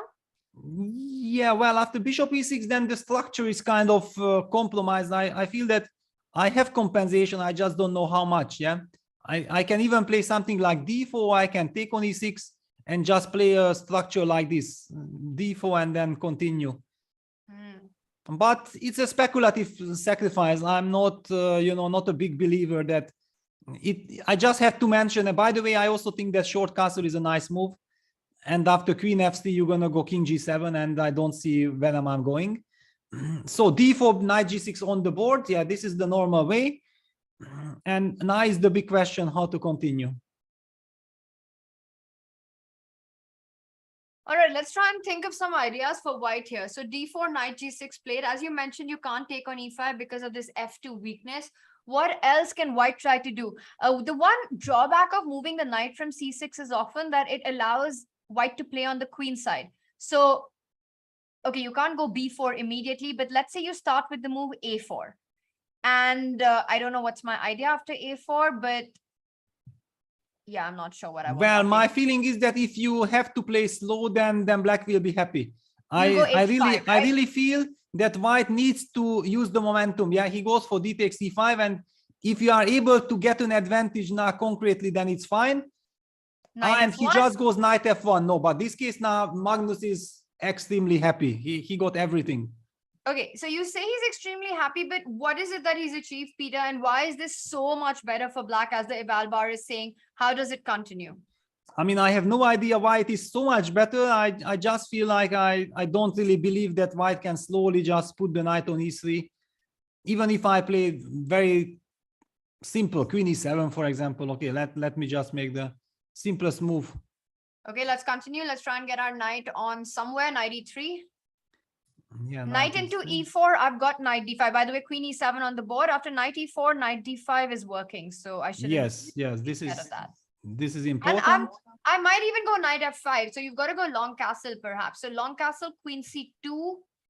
Okay, things are still holding up. Queen c2. Queen c2. The question is how long they are holding up. I don't know. I mean, some eventual h5. I mean, if black will create something, also knight can jump to f4. I mean, if you go h5, I'm coming knight f5. Yeah, so maybe I should just play knight f4. Knight f4. Now also I'm very tempted to jump with the knight, but not sure where. But I have a feeling that this is the path and the direction we're going to see. But because if not knight e3, it's kind of hard to come up with an alternative move. You just want to go long castle h5 next. Exactly. Yeah, I mean, it's very clear that you're going to play like this.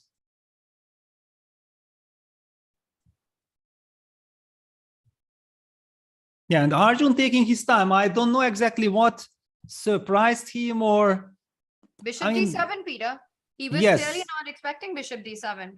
That's for sure, yeah. But also looking back, so Magnus really wants to eventually castle long, yeah, is the big idea. I'm trying to understand why this bishop d7 was such an important finesse at that moment, yeah, that why not to start with queen e7, but knowing all these type of positions, yeah, long castle played by Magnus.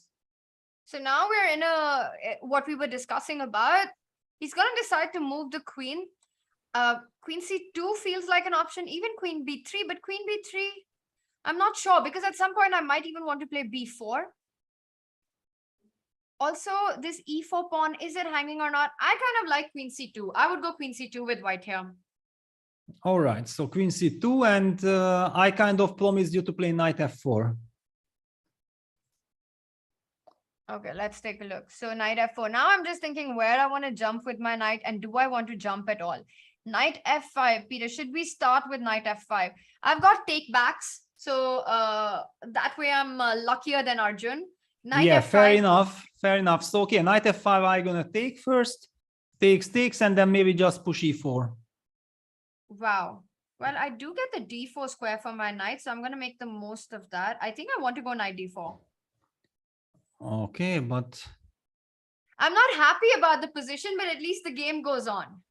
no, okay, the game has to go on. I mean, after all, the game has just started, yeah.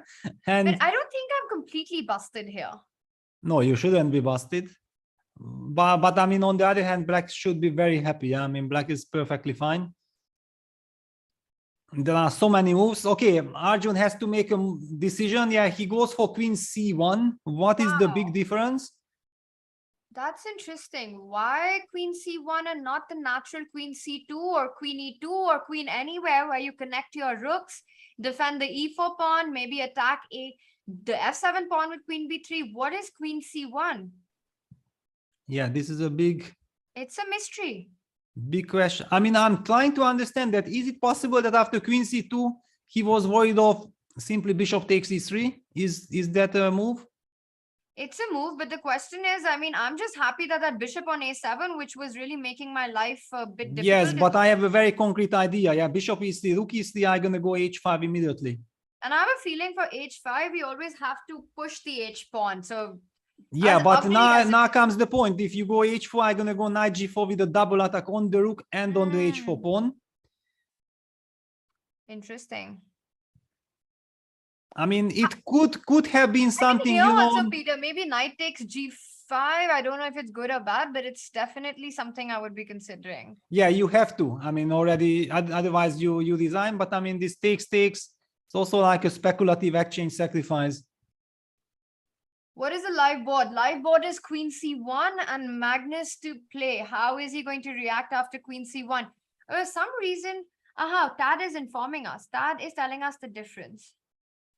Yes, that basically after queen c2, computer says that in fact black can go h5, and after knight f5, black has queen c5.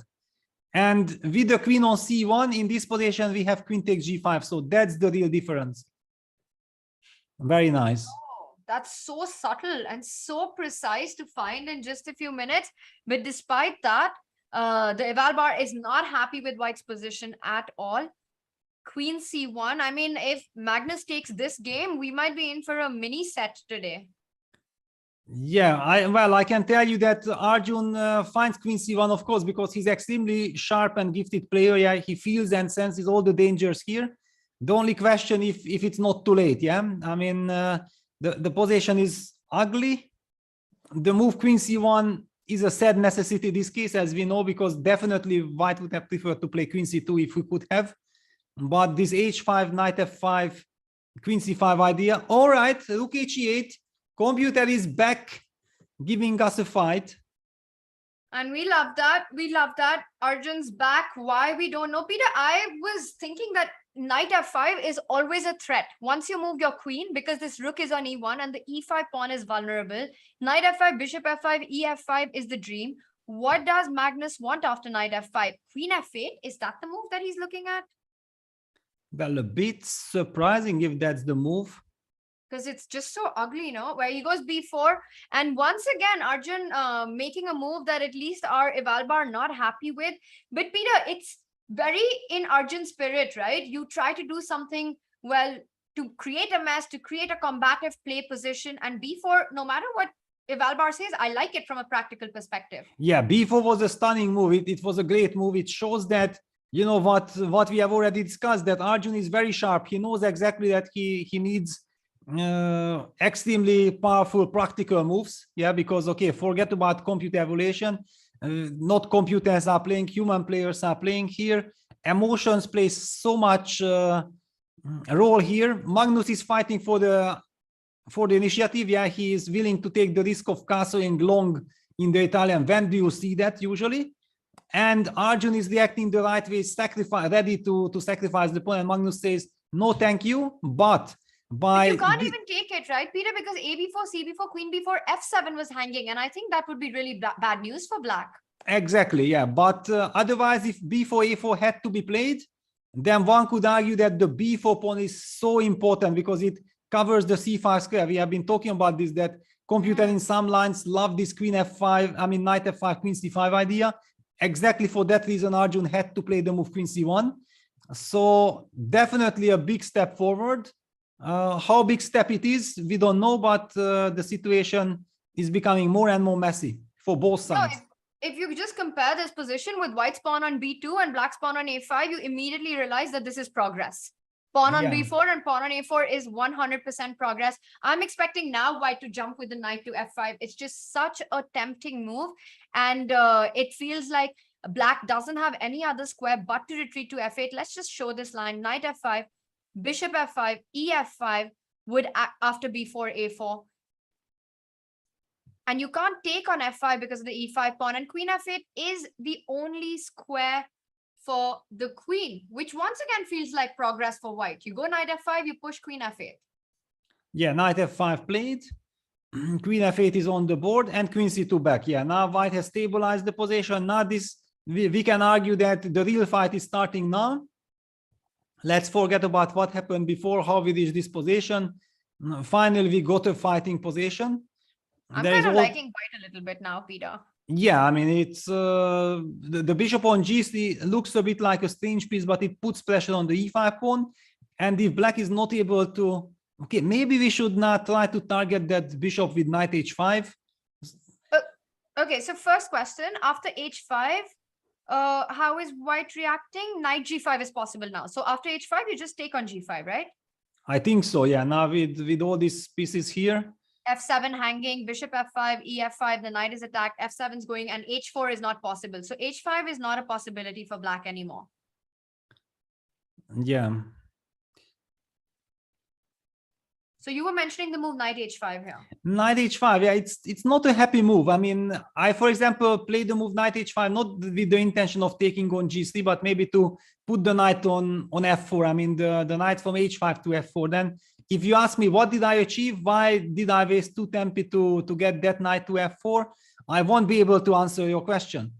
It's just that, okay, now suddenly it's not anymore so easy to suggest for black a natural move. And I wanted to highlight that this move, rook h8, which looked like a natural move to reinforce everything, this was the reason why b4 was possible, as you already mentioned, but I did not highlight.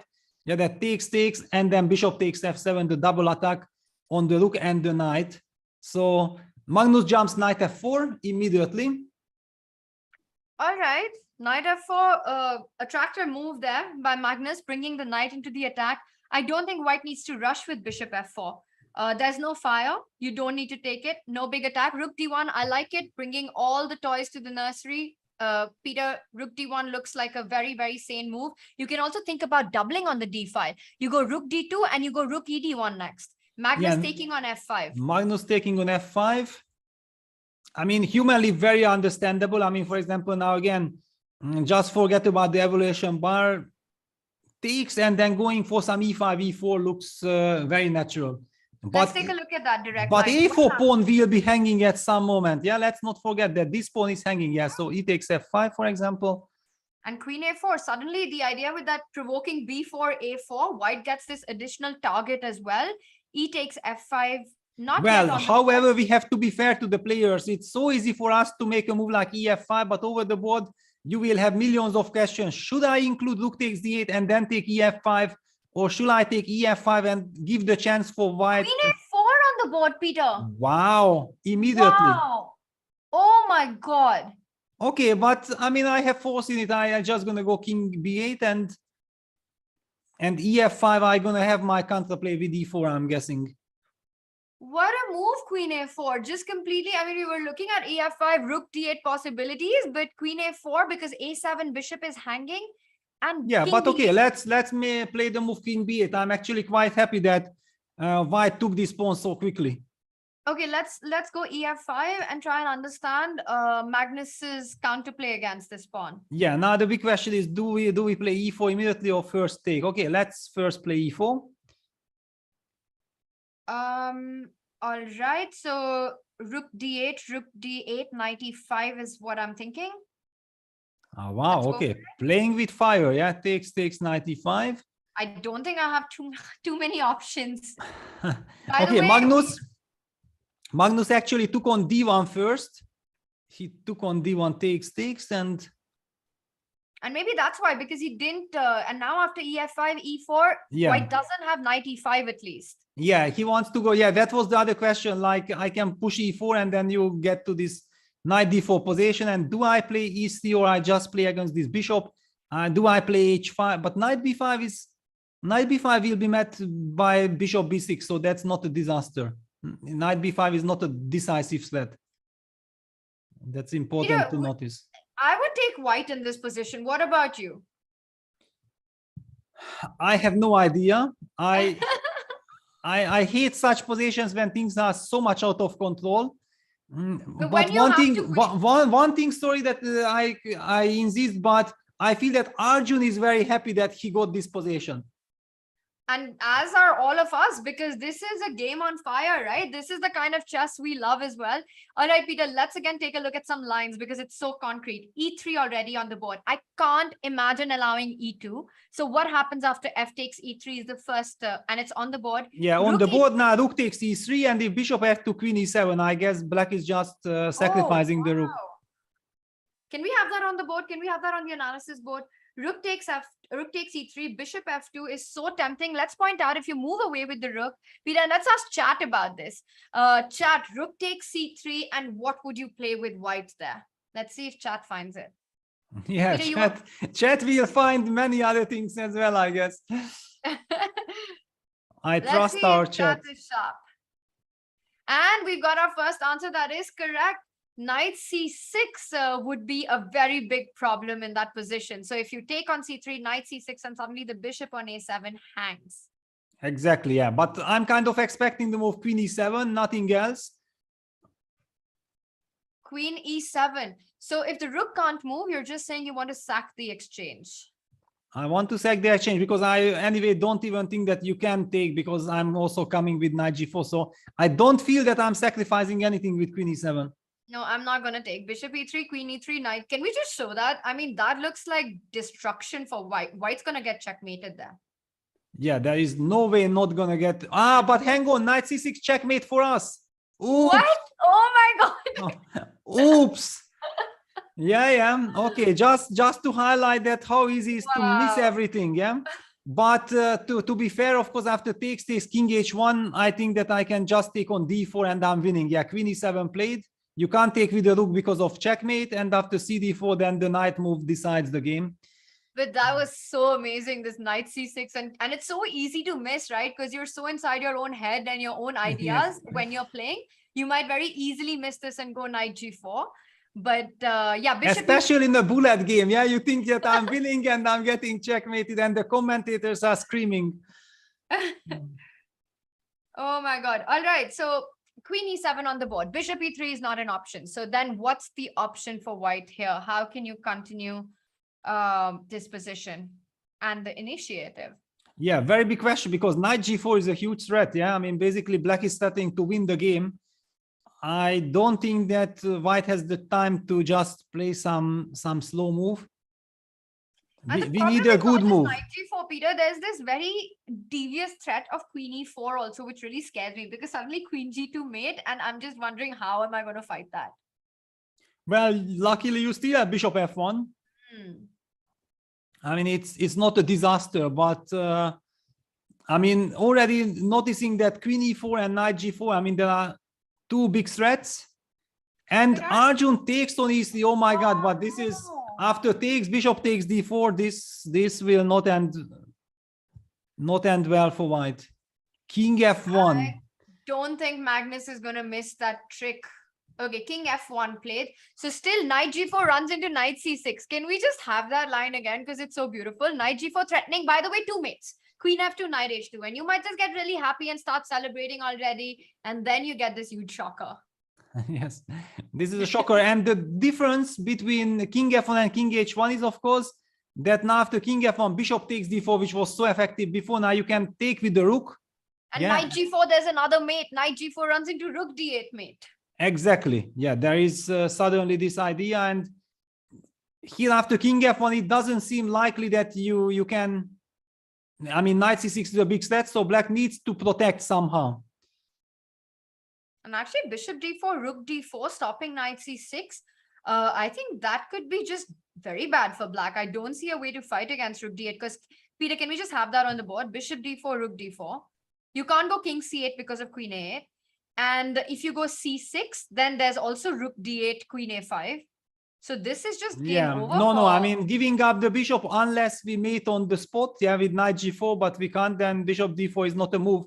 And knight c6 check is a big threat, so we have to put one of our knights to d5. The big question is, which one?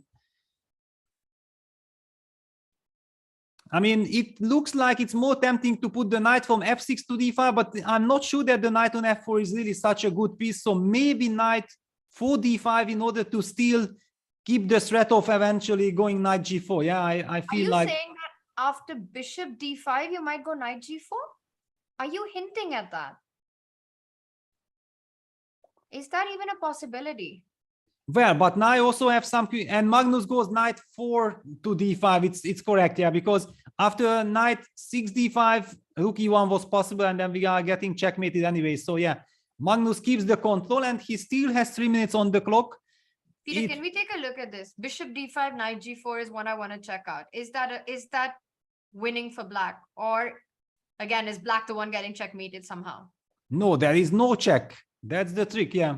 And you already highlighted that 2 mating threats are in the air. All right, so knight g4 is a big threat on the board. How is white combating this now?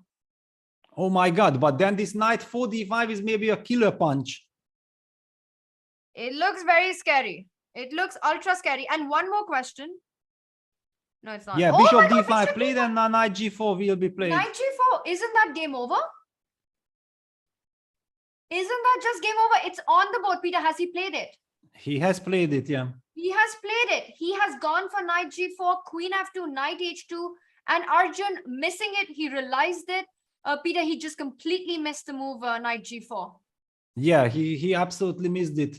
I mean, it was so easy to miss it, yeah, because just one move before you couldn't play knight g4. But then this whole knight 4 d5 idea is so crucial, blocking the d file, yeah, because only this counter mate was the problem. Knight 4 d5, and after blocking the d file, suddenly black can play knight g4. Stunning game.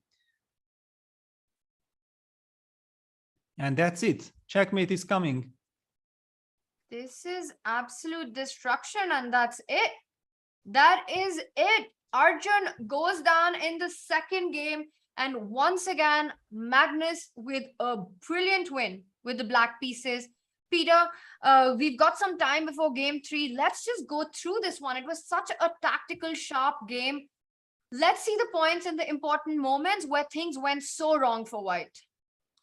Yeah, so a5, bishop g5. Once this is on the board, you know exactly that it's going to be extremely exciting. a6, bishop h4, bishop d7. The move that we did not understand at first, however, later in the game, we PH tweeted. Let's bring that up. We're bringing up the tweet right now. One gets the impression that Erigaisi has not studied the game from the 2018 Under-14 Girls Brazilian Championship.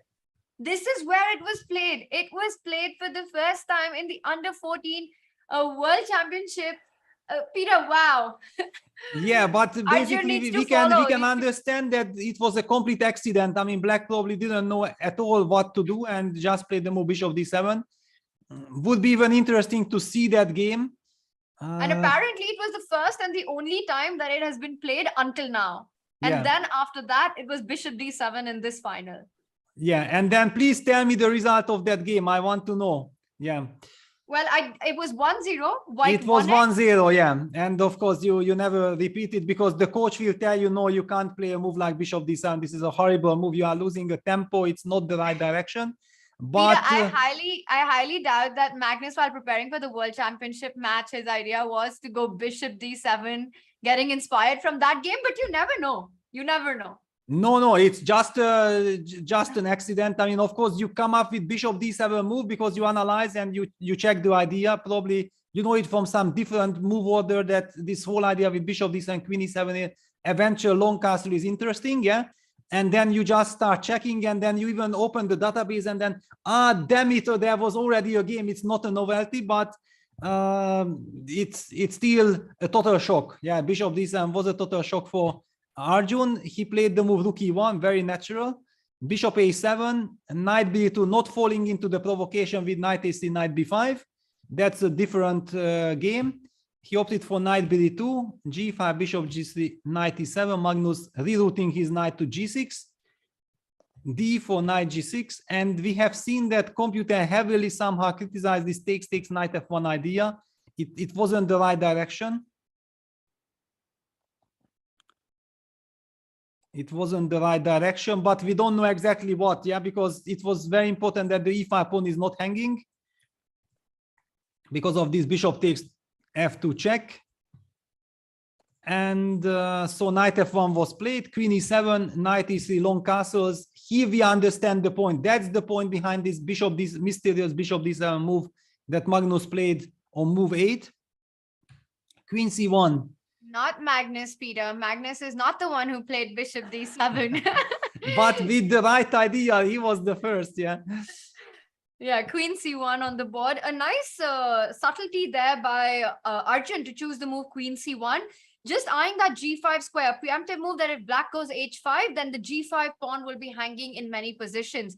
So there, Arjun showed really nice precision, queen c1. It gave him the chance to go b4 next. We saw rook e8, and now taking advantage of the fact that the queen on e7 has to defend f7, Arjun uses this moment to strike on the queen side, forcing a4.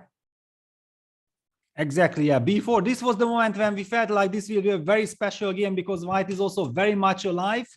Knight f5 was played, queen f8, queen c2, knight f4, rook a d1, bishop takes f5, and somehow, humanly speaking, I felt like this queen a4 was slightly maybe premature. Maybe it was the right move.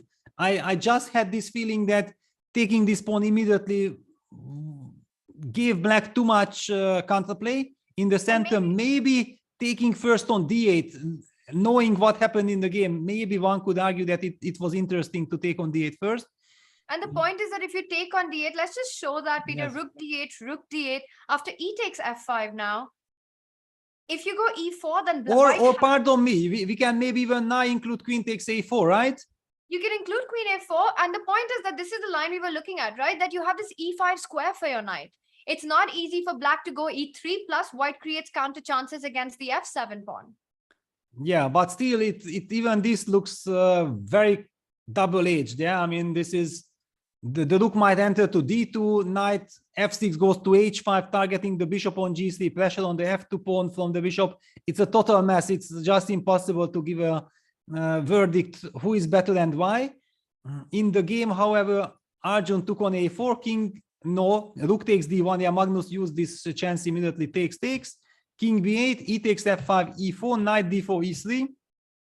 This was the moment when I felt like it's completely out of control. I mean, I would prefer to be black, to be honest, because after bishop f2, queen e7, I know exactly that somehow bishop e3, queen e3 should be good for black, and we are threatening knight g4.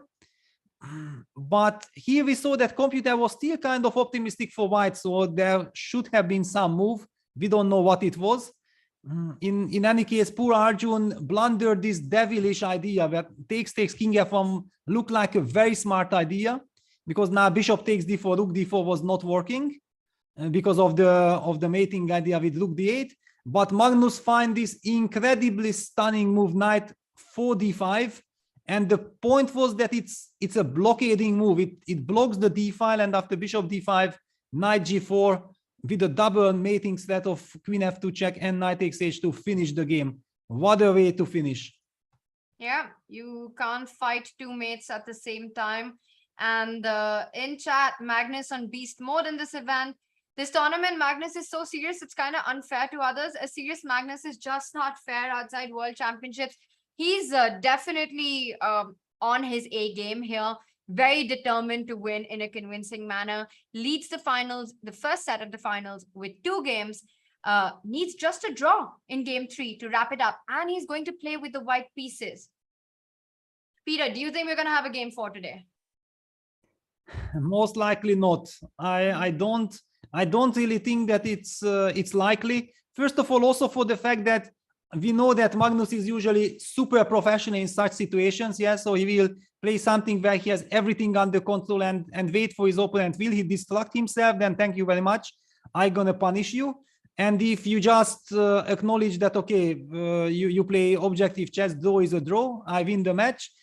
Another big question is that after losing 2 games in a row and knowing that tomorrow there is another match, should Arjun actually try to start building up some confidence instead of trying to bounce back at all costs today in the 3rd game, which might end up in a 3rd loss? And that could be kind of very difficult to handle, knowing that he has another match tomorrow, another shot.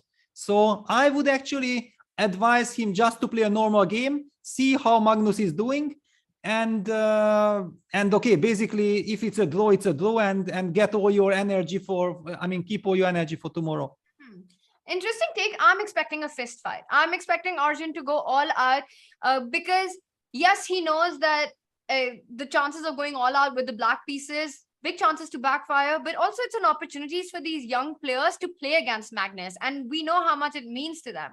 So for him, it's also one more game to fight against him and to learn from. So Peter, regardless of what happens in game 3, and of course, it does look like more chances that we don't get a game 4 today than we do. I think Arjun's going to go all out and not play a simple game in the next one. Well, basically, it also depends from Magnus, yeah, because he might also feel like, okay, I'm in a very good shape today. I'm enjoying what I'm doing. Let's forget, I mean, I'm leading 2-0. Let's forget about result. Let me just play good chess. Yeah, it's also possible. Yeah, it's not only that Arjun is the one who can eventually play for a win. Magnus might have this feeling, okay, I just checkmated him in the previous game. I played a very nice strategical game, which also ended with a checkmate. So let's just continue. Yeah. In any case, a big game 3 coming up, which very big chances may decide the set 1. If Arjun has to win on demand to force a 4th game. He starts with the black pieces. We will be back with game 3 shortly. Air quality isn't the first thing that comes to mind when you think about chess and esports, but it affects our focus, decision-making, health, sleep, and more. What's in the air you breathe? Find out with AirThings. How many times have you been stuck in a rut where you're just not improving? Why can't I improve? I'm 1600, 1800, even 2000. I can't get to the next level. What am I doing wrong? This course is aimed at taking you to the next level. I show you one game which has inspired me, which has really helped me in a particular idea. And this is what Baer said in his notes. The move h4 is not to try and checkmate black, it's to try and stop black from playing f5.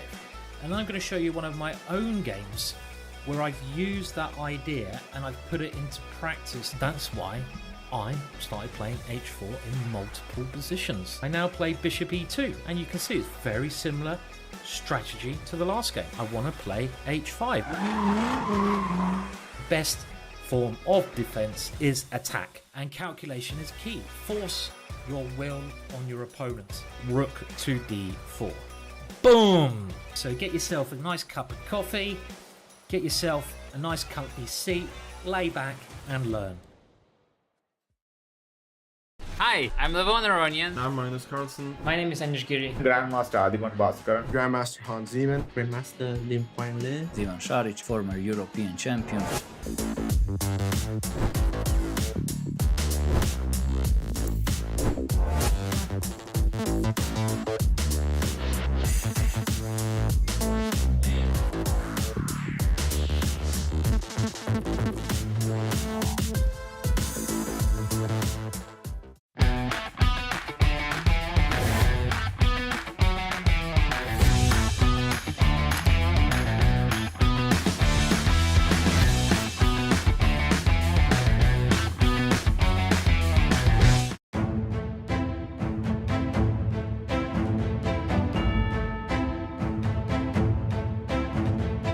Gains that confidence, plays a few good events, stops looking inwards into his own insecurities. I like the no expectation part, so like that's something that has gotten better because sure, it's like not my full-time job. It's definitely good for chess in India, and now there is Olympiad also, so there'll be more people following and taking up chess as professional sport. Yeah. And it's surprisingly concrete still, no? Like, e takes d4, good move, because d takes e4, the d takes e5. This line was essential and forced, but...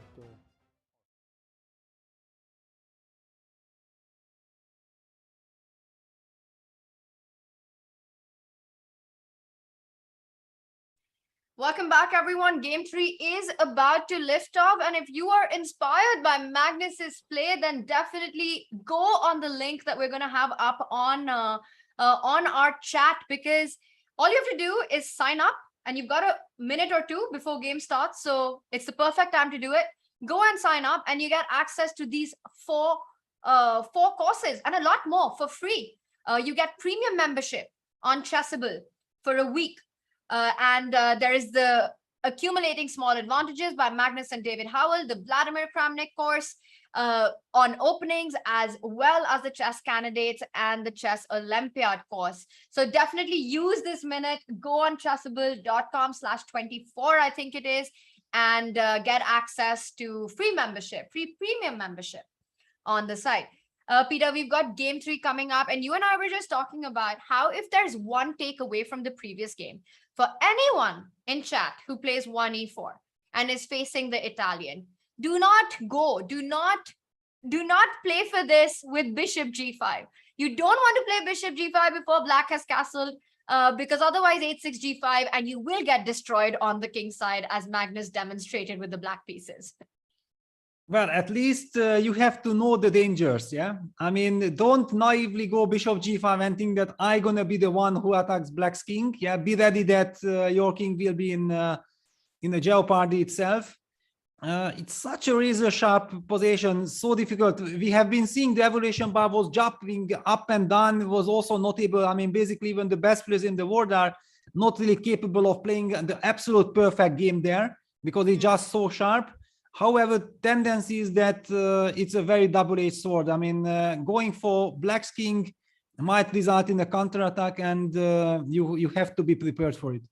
Yeah, black gets this additional option, and you really have to have the time to solve it if you're allowing 8-6 g5. And we saw Arjun just did not manage to do that with white. Well, till a certain point he did, but then there was the tactical skirmish, and in the end, Magnus won the game 2. We see Arjun on our screen.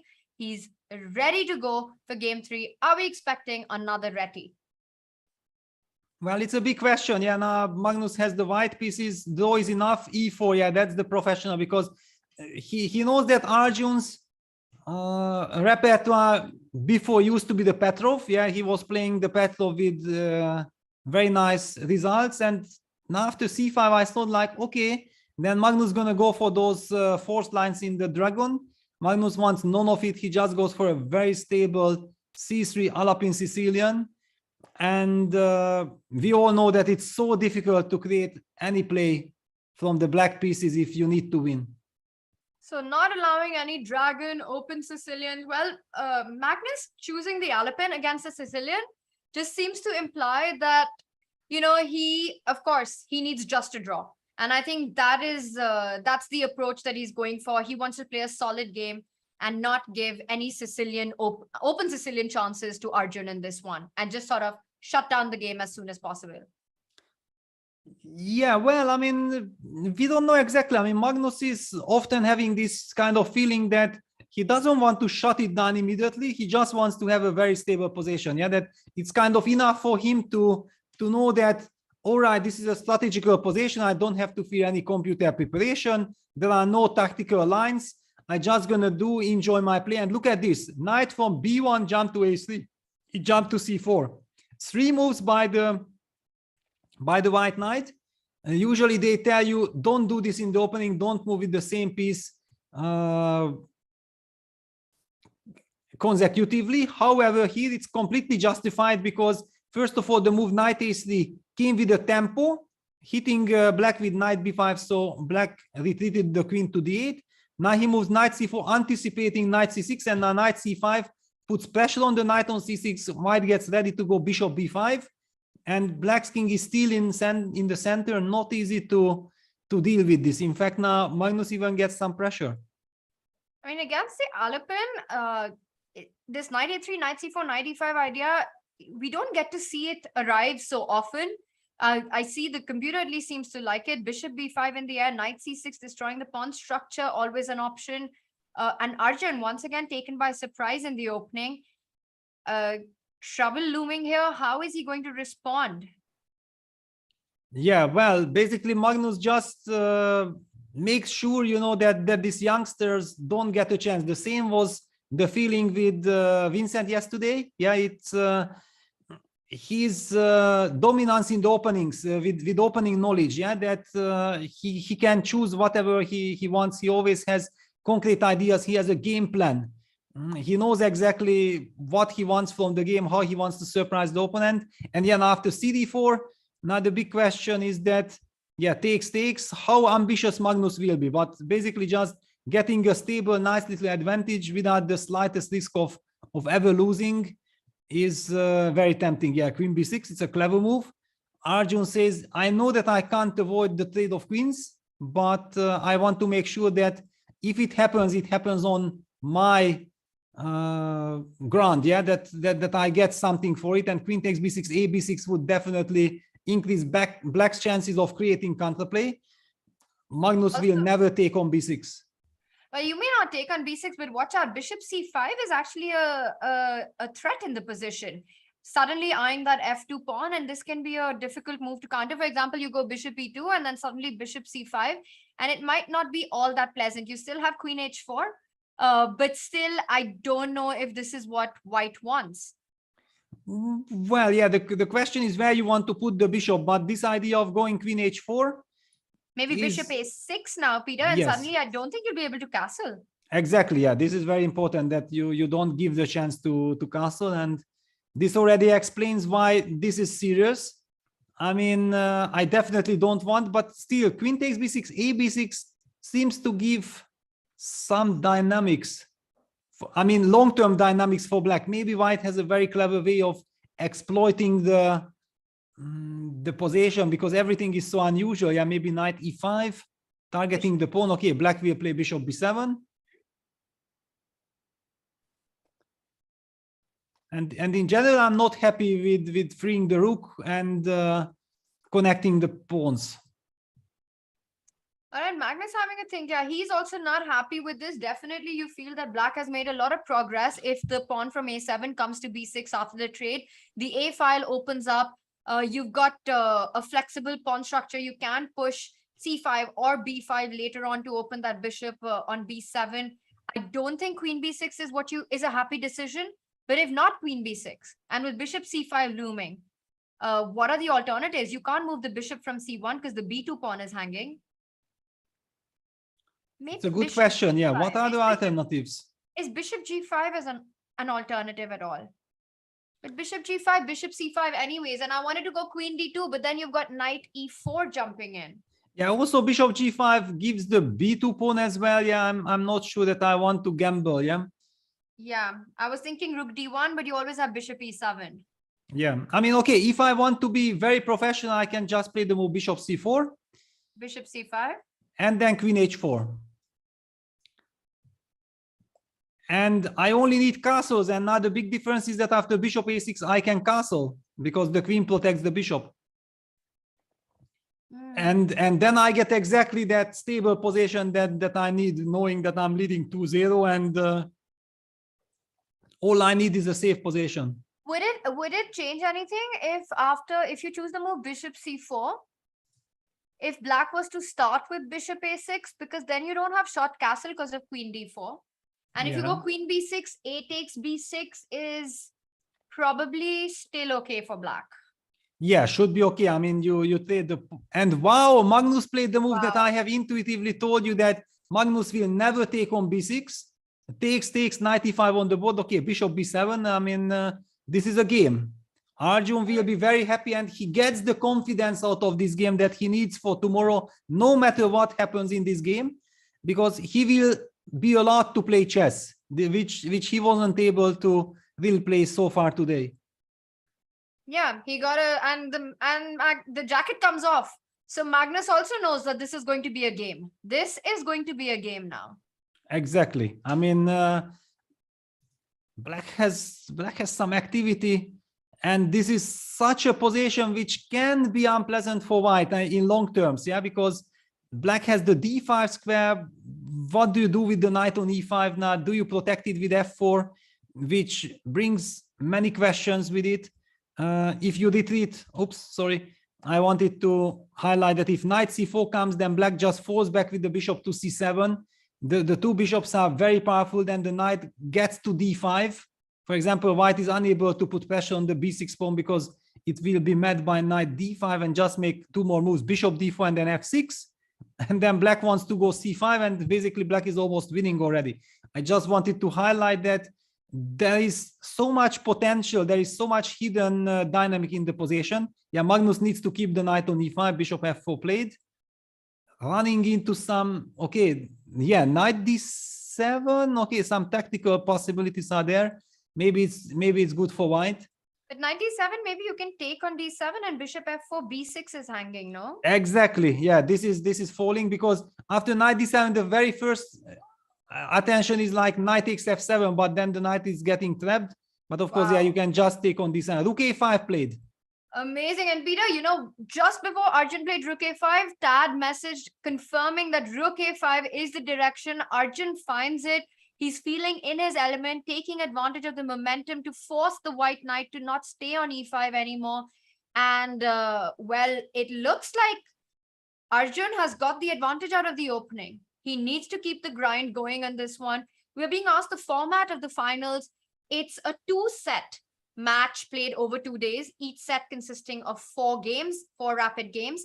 And if it's a tie after day 2, after set 2, if the match as a whole is a tie, then we'll have a blitz playoff with 5 minutes and a 3-second increment.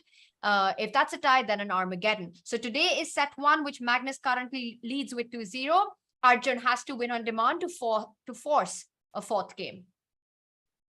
Yeah, exactly. And if, for example, he would make this incredibly miraculous comeback by winning the last 2 games and tying the match, it would mean that it's 1-1. Yeah, there won't be any tiebreak today.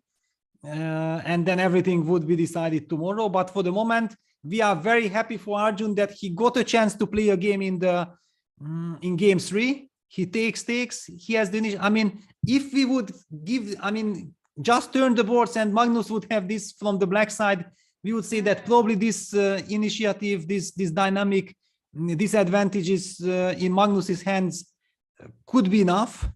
And then why not for Arjun? I mean, Arjun is a very dynamic, very gifted player. He has all the comfort in the position. Magnus is on the defensive. Look at Magnus's body language, his pose. He knows that he has messed it up. Now he's in there for a tough defense.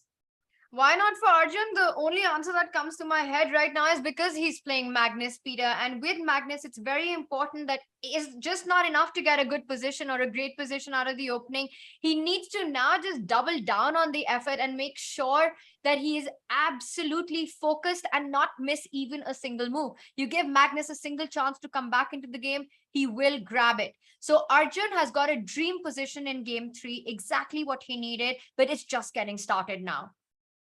Yeah, and it's an end game. Yeah, one could argue that, yeah, after all, it's dynamic end game. That's why there are chances. Yeah, rook a4, very nice move. Before, black was hitting the knight on a5, knight on e5 with the rook a5. Now rook a4 attacks the knight on f4. And white has to make up his mind. If you play the move g3, it might turn out to be some kind of a weakness, because after g3, maybe black will start creating some counterplay with g5, h5, h4. Who knows? Look at that bishop on b7, rook on h8. If suddenly things are heating up, and Magnus, I believe, rightly prefers not to weaken his structure, he goes knight d3 first. Oops. Knight d3 played. Yeah, knight d3, which gives him the chance of eventually going f3, king f2, which is so much more in the spirit, locking down black's bishop. Yeah, you really need this f3, king f2 setup. And after f3, you can also dream about getting your knight back to e5 and trying to create, well, at least trading off one pair of rooks and trying to create some play. I like the move f3 to shut off this monstrous bishop on b7. And one gets the feeling that Arjun has to probably try to break with g5, g4 anyway at some point. Exactly. g5, g4 is the thematic idea in this position. Because whenever you are able to open up some files, then who knows, for example, after gf, gf, with white's king on f2, the idea suddenly a rook lift from a4 to h4, targeting the weakness on h2. Yeah, that's why it's so important to try to isolate white's structure. On the other hand, I do feel that the last couple of moves maybe went a bit more according to Magnus's liking. Yeah, he makes the move of a3. He wants to be ready to move the knight. Maybe not to e5 because it will eventually blunder a piece with rook e4, but I mean, f3 then as well, but yes, we were looking at knight e5 even after f3. Yeah, a3, f3, and make sure that you move the knight. And once black takes on d1, you will be able to recapture with the rook because the pawn is not hanging anymore on a2. Yeah, that's the key idea. And doesn't a3 feel like it also creates some light square weaknesses, which perhaps black can try to take advantage of? A bishop d5, bishop b3 at some point. I get you want to play a3 to free your rook, but it's like every move in chess has its own set of consequences, and it feels like it's weakened the queen side a bit. Yeah, it has weakened. Maybe you even have to try to make good use of it as quickly as possible, because yeah, you just give f3, king f2 to white, and then the knight moves. Yeah, black will be slightly better, but nothing really tragic. Wow, Arjun goes for bishop a6. Does he? I mean, after king f1, because now the most natural move is automatically king f1, protecting this knight. I mean, protecting the knight and the bishop. Yeah, pardon me, I wanted to protect the bishop first. Well, can king f1, can there be any tactics after rook e4? That's the question, yeah, rook e4. f3, I have rook e3, so you can't really go f3. Yeah, f3, rook e3 would be very awkward. I mean, I don't know. Maybe it's not the end. Yeah, maybe actually f3 is not a bad move, and then knight f4 is possible. Is it possible, Peter? It is possible. Maybe possible, but Magnus's move, bishop f1, probably is more professional. I mean, just in case it's a rapid game, very important game. Don't want to be hanging in there with a loose bishop on e2. Just bishop f1. If Magnus will be able to play knight e5, setting knight c6 check, and eventually also force a trade of bishops, then king will very comfortably recapture that bishop on f1. Nice little touch with bishop f1. Yeah, no, I think that king f1, rook e4 line actually looked like it could create some problems for white immediately to be solved. Bishop f1, definitely a nice move. Now, as you mentioned, knight e5 is a bit of a threat. Knight e5 jumping on knight c6, forking ideas, trading off the bishops. Peter, whenever we play these kind of positions, it's always a question, do you trade or not? And I want to ask you, how would we understand it? Should black take on d3 and go for this bishop versus knight position?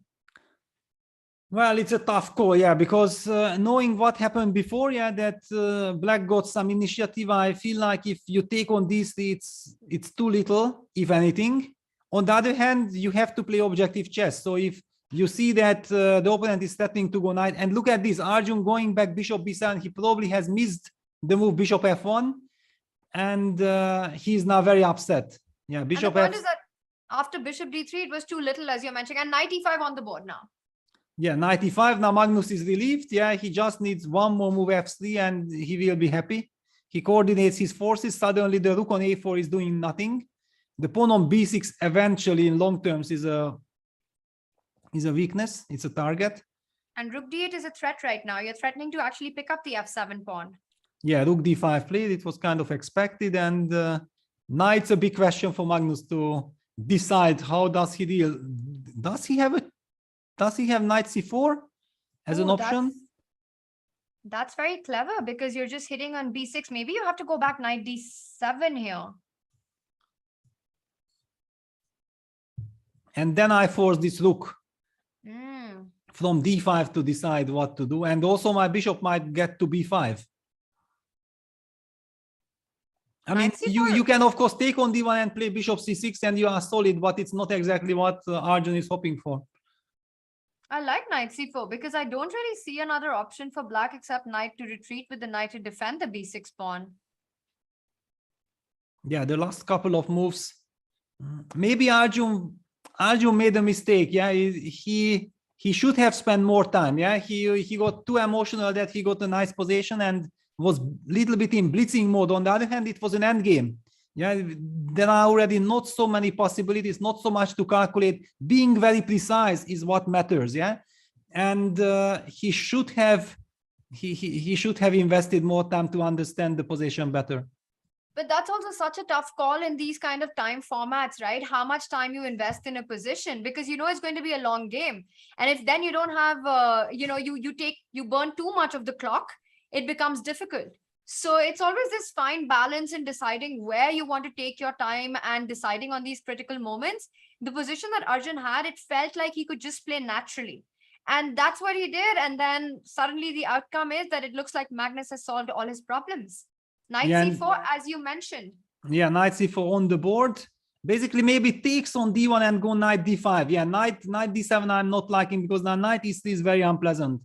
You have to give up the d file, and then white is also targeting the b5 pawn. I mean b5 square. This knight e3 bishop b5 is really annoying. Maybe you'll have to go. Oh wow, Magnus goes b3. This is surprising. b3 rook a7. He weakens the structure, or it's not weakening. Yeah, he wants to set it up like this. He wants to play a4 to stop b5. So he's actually just advancing his own pawns. But still a bit strange. There is something that I don't like in this decision. Is it maybe that we can not just take? Yeah, it's taken and bishop d5. Yeah, exactly. This I had the chance of stopping this. Now Magnus created some vulnerable pawns. Eventually, also, yeah, okay, Magnus just wants to stay. So he goes h4. Peter, you mentioned you didn't like it. It feels a bit loose. And your intuition is quite on point. Arjun has gone for this line with the trade and bishop d5. Is it because the b3, a4 pawn now on the light squares are always targets and white's knight is just stuck there? And any position versus bishop and knight might be a good chance for black. Exactly. You are highlighting very correctly. That's what I was thinking, that of course, we don't want to take yet the knight on c4. But eventually there will be a moment when maybe takes, and if we're gonna get that knight, for example, to d6 after taking, and then gets to d6, hitting that bishop, if the bishop moves, then we will have this break with c5, c4, destroying white's queenside structure. Yeah, it's something that in long terms could play quite an important role. All right, Magnus has gone for the move f3, and now once again up to Arjun, how he wants to keep building this pressure, as you mentioned, not to rush with bishop c4, not to rush with the trade, but you need to take a decision. You need to make a move. And what is it? Is there a way for him to improve the knight position? Do you go knight f6? Do you go knight b8, knight c6? Any such ideas? Yeah, but then you have to calculate when is this b6 pawn hanging, when it's not. Yeah, for example, knight f6, the first question, knight b6, bishop takes b3, there is knight c8 fork, yeah, to start with. But in any case, I even don't want to let something like this happen. Fair enough. So you can't move the knight from d7, but then what are your ways to continue improving your pieces? I think it's Rubinstein's thought process also, right? We learned from his classics about just keeping the position and not taking any major decision until each and every piece of yours has reached its maximum potential. Yes, it's very nice, but the problem is that we need to understand how do we deal with this pawn on b6, and if we have to think about something like rook b7 that feels too passive, maybe it's possible. I mean, just rook b7, then go knight f6, and then slowly get ready for this knight e8, bishop takes c4, knight d6. But I'm not really buying it that in a must-win situation you really consider something like this. But yeah, he goes for it. He goes for it. Yeah. So he wants to improve his knight. He's defended the b6 pawn, and now he'll decide whether to place the knight on f6, trying to get to f4, maybe knight f6, knight h5, knight f4 ideas, or reroute it from b8. I do like knight f6 quite a bit. Also, Peter, at some point, black can perhaps try to take a decision to go g5 and create something on the king side as well. Yeah, Magnus goes rook a1 immediately. What? I'm expecting knight. Does he want to go a5? Yeah, I was trying to understand. Yeah, what does this signals to us? Because it's clear that he's getting ready for black's knight to move. Yeah, so the knight will eventually move after rook b7. It's kind of a clear indication. b5 is not. That's the trick of rook a1. That now after, if black plays b5, it turns out to be a blunder. Knight a5, rook a7, a takes b5, and the rook protects the knight. This is actually the point. So in fact, the move rook b7 may be indicated for Magnus that he needs to pay attention to b5, and he does not want to let this a b5, rook b5 happen with weakness on b3, and that's the reason why he plays rook a1. Also eyeing a5 himself, because black will also have to take a decision what you want to do. For example, maybe after knight f6, white can play the move a5 himself. Yeah, so b takes a5. And I was thinking, I don't know about rook a5, but I was thinking knight a5 here. Yeah. Because if you go rook a7, there's knight c6. Yeah, no, I would go to b6 probably. And how do we feel about this position now? It's always a big question, yeah, that you achieve something, but you also weakened your structure. But Arjun went knight b8, so we don't need to speculate with the knight on f6. We can speculate with the knight on b8. Yeah, what happens next? I mean, yeah, a5 is still a very big question here. And now the difference is that after b takes a5, knight a5, he can actually go rook a7. At least it's an idea. Yeah, we don't know if he wants, because now knight c6 check is met by knight c6 protecting the rook. So at least it's an extra option. But a nice prophylactic move there, rook a1 by Magnus against this b5, direct b5 idea. And of course, Arjun as well, he has to keep the game going. He has to keep the game alive. He's trying to improve his knight position. Knight b8 played. Peter, I'm kind of expecting the move a5, but then he goes rook b1. So rook a1 and then rook b1. That's a bit strange. Yeah, he's planning to break with b4. The question is, so if he was worried of b5 before, why isn't he? But b5, there's always knight. Then rook a7. Then exactly, that's what we talked about. Yeah, then. Right. No, the b5 knight is hanging. So b5, he might want to take a takes b5. Yeah, a b5, rook b5. And now some jump with the knight. I'm just thinking where. Yeah, maybe just knight d2 followed by b4, and then okay. Yeah, just having a very solid position without any risk of losing.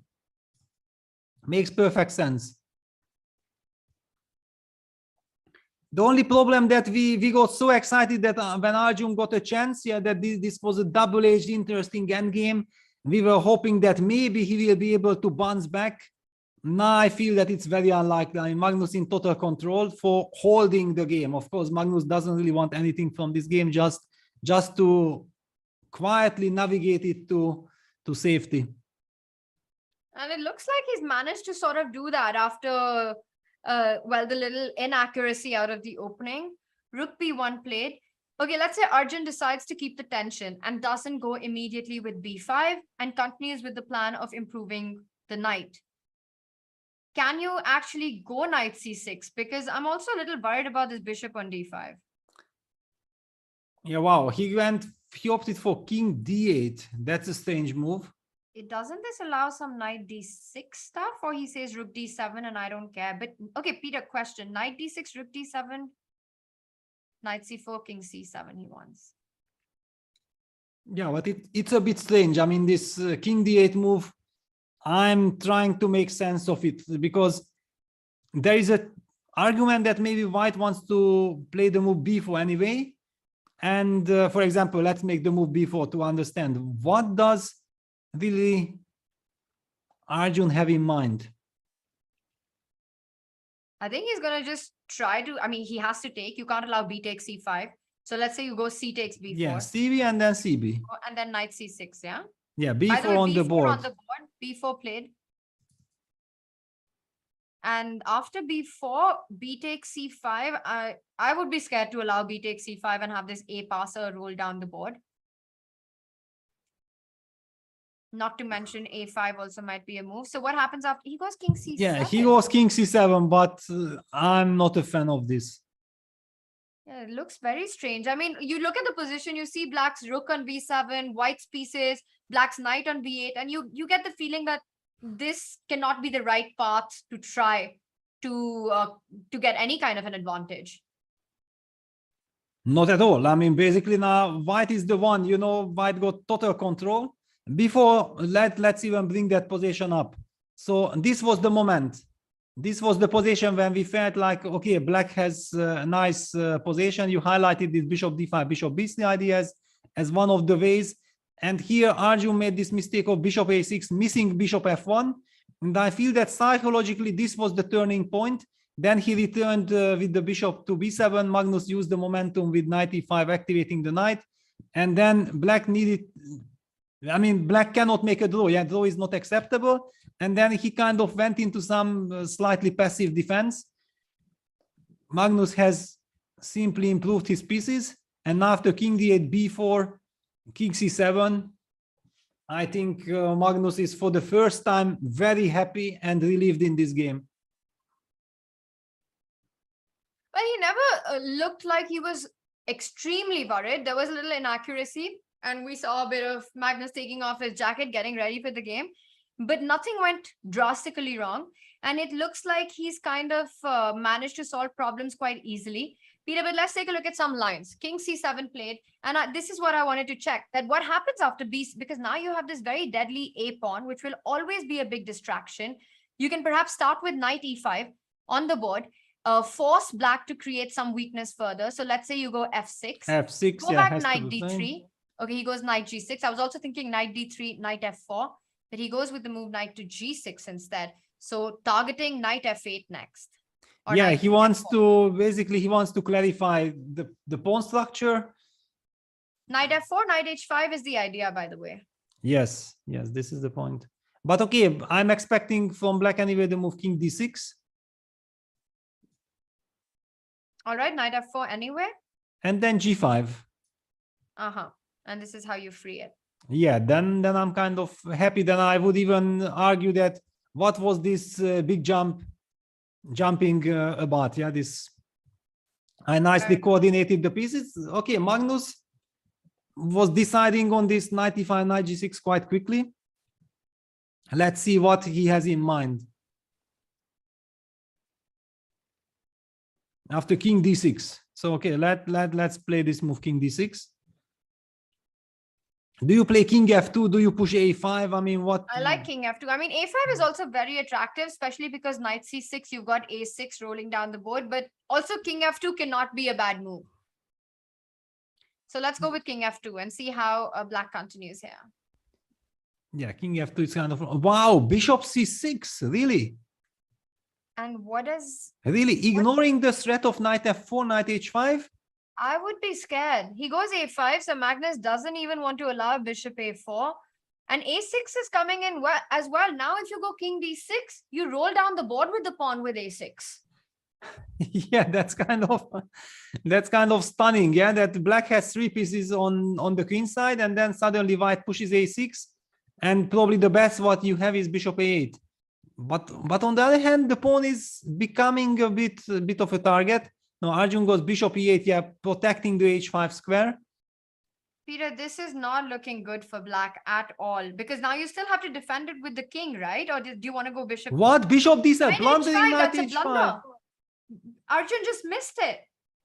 Completely blundered knight h5, that's it. I mean, Magnus holds his breath, yeah, because he just feels like, okay, this is the decisive moment. He can just finish the match. I mean, set 1 with knight h5, and it's played. Knight h5 on the board. What a shocker, Peter. I think this can only be explained with the way the match has gone so far. 2 very difficult games, and it's so hard to sort of keep your balance in the next one. And Arjun realizes that this has been a trivial miss, which is going to be very costly. For sure, yeah. Okay, basically it's already not such a costly mistake, because Magnus would anyway make a draw here easily with white. Yeah, one could even argue that maybe white is the one who is already pressing. Yeah, but okay, now he might just win the game. Yeah, he might not just press, he just wins, and then he will win set 1 with 3-0. And the thing is that it's not about, it's not just winning, it's the score you win with, right? Because it's also psychologically very difficult for Arjun to deal with a 3-0 loss. Yeah, and let's not forget that Magnus also beat him in the preliminaries in the very first round, right? It was for a very long time the only loss for Arjun, and basically if Magnus wins this, it's a 4-0 lead by Magnus in this tournament. It might not be so easy to recover from, and if he would have gotten this, I mean, if he could have used his chance, then maybe these psychological problems, yeah, that he is facing now after losing to, because Magnus, to be honest, in this tournament looks invincible, yeah, so he really gives you the feeling that no matter what, you have no chance against me. Yeah, that's what he's signaling. And suddenly there was a chance for Arjun here to maybe turn that psychological situation, but after losing this game, it will be very difficult. You can't see the disappointment, and Arjun has been a very tough set 1. And Peter, it just makes me think about how different all of today could have been had that move g5 in game 1 been found. Yes, that's true. However, Magnus can also have the argument that, okay, but what if I would have not blundered that h5? I was better anyway, right? Yeah, knight h5 played. Now after f5, knight goes to f6, and eventually king f to g4, g4. I mean, I don't know exactly. Maybe even not like this. I got carried away. Knight f6, knight g8, and then knight f6. Also possible. We're also getting an update that if he wins this, then he goes above 2,900 in tour ratings with this performance that he's had in the Julius Baer Generation Cup. Just amazing play. I mean, when Magnus is in this kind of a form, it reminds me of, I think it was Fischer, right, Peter, who said that it's not enough to win, but to destroy your opponent psychologically. Well, it was Fischer's main motto. Yeah, I mean, he always wanted to have the maximum. I mean, like Spassky was also saying, I think that for Fischer, it's not enough just to win a game. Yeah, he wants more than that. Well, this tournament, the way we've seen him play, it feels like Magnus wants the most he can get out of it. And in fact, Magnus has a quote that is informing us on his Instagram on one of the photos that beating someone once is not revenge. And I think I remember this. I think this was after he played Prague, because he lost. Oh, no, it was after he played Duda. And he lost to Duda in the World Cup, perhaps, when Duda knocked him out. And then he got his revenge. Then in an interview, he was asked about it. And he said, no, this is not revenge enough. Beating once is not enough. Not enough, yeah. The word is not enough, yeah. And your idea, g4 on the board, and now the pawns just march down the board. Yeah, g4. Okay, maybe Magnus will even not win this game because it's already not important. He just knows that, okay, everything is in total control. He is pressing, yeah, he will have risk-free pressure. He's coming with king to e3, g5 is coming. King a4, Arjun is trying to get to the only weakness on c3, but this can very easily parried by the king walk. For example, king e3, king b3, king d2, just putting an end to any hopes of getting to that c3 pawn.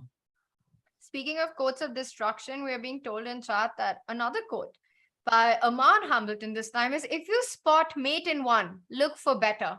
I'm not sure about that one. I'm not sure if that's great advice. Well, I think that Botvinnik was saying that instead of going for a checkmate, just take material and then slowly convert. Yeah, that was also famous. Yeah. And that's true, because many times I think the whole idea of that, you know, instead of going for checkmate, if you're winning material, take material, is that we often miss things in calculation. Exactly. And we can kind of bungle things up at that point, and it can, you know, we sacrifice, we think we are mating and we miss something. But if you win material, you will definitely win the game. Yeah, but now it's very interesting that Magnus just decided to go g5. I mean, basically is offering a draw, no? I mean, king b3, g6, knight takes g6, knight takes g6, king takes c3. Somehow it looks to me like Magnus did not want to fancy the position. He just wanted to get over with as quickly as possible. Well, you can't blame him. And of course, if he wraps this up in 3 games, that also means an early day for him. He gets to rest, and not very ambitious play by white, but it's not required given the set situation. Yeah, given the set situation, it also highlights that he's not really paying attention to his rating performance whatsoever. He also stated in the interview with Kaya that most important is to win the tournament, not the ratings.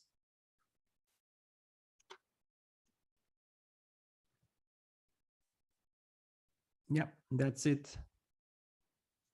And now they just take on c4 trade, go into a draw king pawn endgame, king e4, king e5, wins that pawn. It's a draw, and with that, Magnus Carlsen takes set 1 with 2.5 to half. A tough day for Arjun, not just the score, but also the games, the way they went, how Magnus played in the first 2 games, just complete destruction on the board. Peter, this was a tough loss for Arjun Erigaisi. Yeah, a very tough loss, but how good for him that he has a second chance, yeah, tomorrow. Because if it would have been, for example, in the semifinals and he loses like this, he would have a very bitter taste that I was just eaten alive by Magnus, yeah. But now he can understand, try to understand what went wrong, adjust, and tomorrow he will get another shot, yeah. And then he can compare the 2 strategies that he had against Magnus. I think in long terms it will be very beneficial for him. He gets another set, but he needs to win the set on demand to force a playoff. He is trailing the match, the finals of the Julius Baer Generation Cup, and losing 1-0 in that set, but he will come back. Peter, I think the biggest challenge for Arjun is going to be, and the thing that he really needs to do is just forget about today completely. Forget that he even needs to win on demand. Just start afresh and play against Magnus. Once again, something I mentioned in the pre-show, Peter, before you had joined, Arjun really needs to think about his openings for set 2. Well, all the world needs to think about their openings against Magnus. Yeah, Magnus is just so strong in the openings, and it's so nice to see him taking this event extremely seriously. Yeah, because otherwise sometimes he's giving those chances, like against Prague after game 6. We're gonna see him now, I think. Yeah, we're just waiting for the players to come on the interview very soon. As you mentioned, Peter, when you're playing against Magnus, there's everything that you need to be alert about. Openings is one part of it, but we've seen that if Magnus gets his kind of position out of the opening, is just such a torture to even equalize it. But it's all about trying to find some line, some variation where perhaps Arjun can be the first one to spring a surprise. Today, well, we've got him with us in the studio. Yeah, thank you. Score was obviously very good. I'm far from satisfied with with my play. I think it was pretty. There were some pretty bad moments today, but yeah, overall I can't complain. Last game, we did see you were a little bit annoyed when a move there sort of cost you the win. Is that one of those moments you're a little bit annoyed about?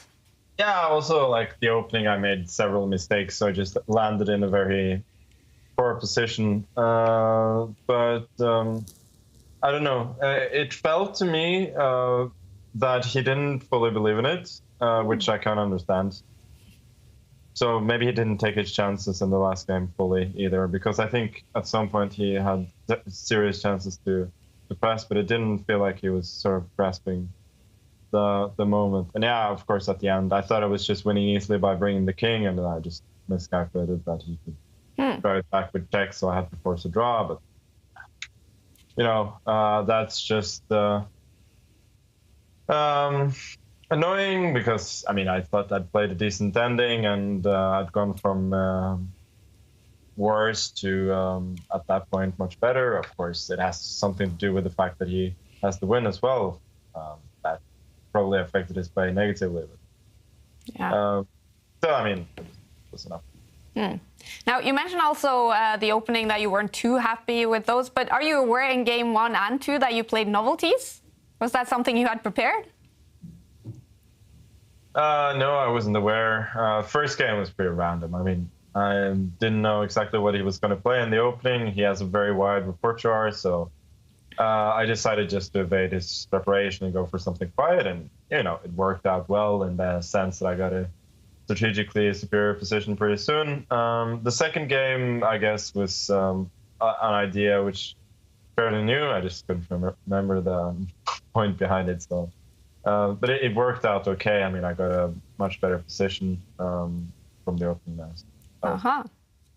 Well, actually, Peter Heine, your coach, tweeted during that opening of the second game. One gets the impression that Erigaisi has not studied the games from the 2018 Under-14 Girls Brazilian Championship. I don't know if this is some humor. What can we read out of that tweet? Is there something from a game there that you guys had prepared? No, it's there's an old story about Botvinnik. When he was coaching a young Dutch player at the time, Jeroen Piquet, and Piano Sosonko, who was Piquet's mentor, he came along on the trip with him to Soviet Union. Anyway, at some point, Botvinnik asked him to Piquet to just translate some question about some game from like Metal Workers Championship in 2022 or something, and says, I'm not going to ask him. He obviously doesn't know that, and Botvinnik was like, ask him anyway. So I think the joke plays on that. It's pretty well known in the chess community.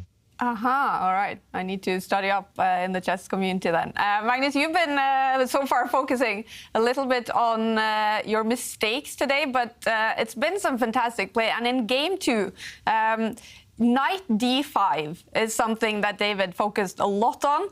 Making that move was basically the only winning move. Anything else would probably lose the game. Were you aware at that moment how tight of a rope you were balancing on? Yeah, I mean, frankly, I was a bit lucky there. I hadn't seriously considered the fact that he would take my rook, because I thought he would just lose. And then I'd missed this idea of knight to 6. So at that point, I pretty quickly realized that every other move loses, so I had to play knight d5. And the fact that he has no defense after that was, you know, a little bit lucky, but considering the position, it's not too surprising. But fortunately, I had a couple of minutes there to calculate, so I could easily eliminate all the other alternatives. Yeah. And you have now won 12 out of the 16 last games, as you know, getting very close to 2,900 on the tour ratings. Can you say some positives about the way you're playing now? It's incredible. Yeah, I'm winning. That's positive. All right, Magnus, we wish you best of luck tomorrow as well, second day. Thank you. Thanks for joining us. That was an interesting interview, Peter. What did you make of it? Yeah, it was very interesting. Yeah, that after winning this match, I mean, the set one. We'll come back. We've got Arjun with us. I'm a bit disappointed with my play and the overall result, but it's going to help me for sure. So I'll take it as a positive turn.